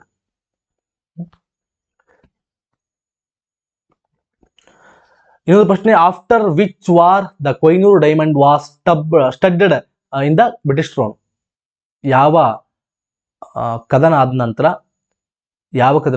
ಯಾವ ಕದನದಲ್ಲಿ ಬಹುಮುಖ್ಯವಾಗಿ ಬ್ರಿಟಿಷ್ ಕ್ರೌನ್ ನಲ್ಲಿ ಇದನ್ನ ಡೈಮಂಡ್ ಇಡಲಾಯ್ತು ಅಂತ ಕೇಳಿದಾಗ ಗುಜರಾತ್ ವಾರಲ್ಲಿ ಮೇನ್ ಆಗಿ ಅದರಲ್ಲೇ ಸೋಲಿಸಿದ್ದು ಕಂಪ್ಲೀಟ್ ಆಗಿ.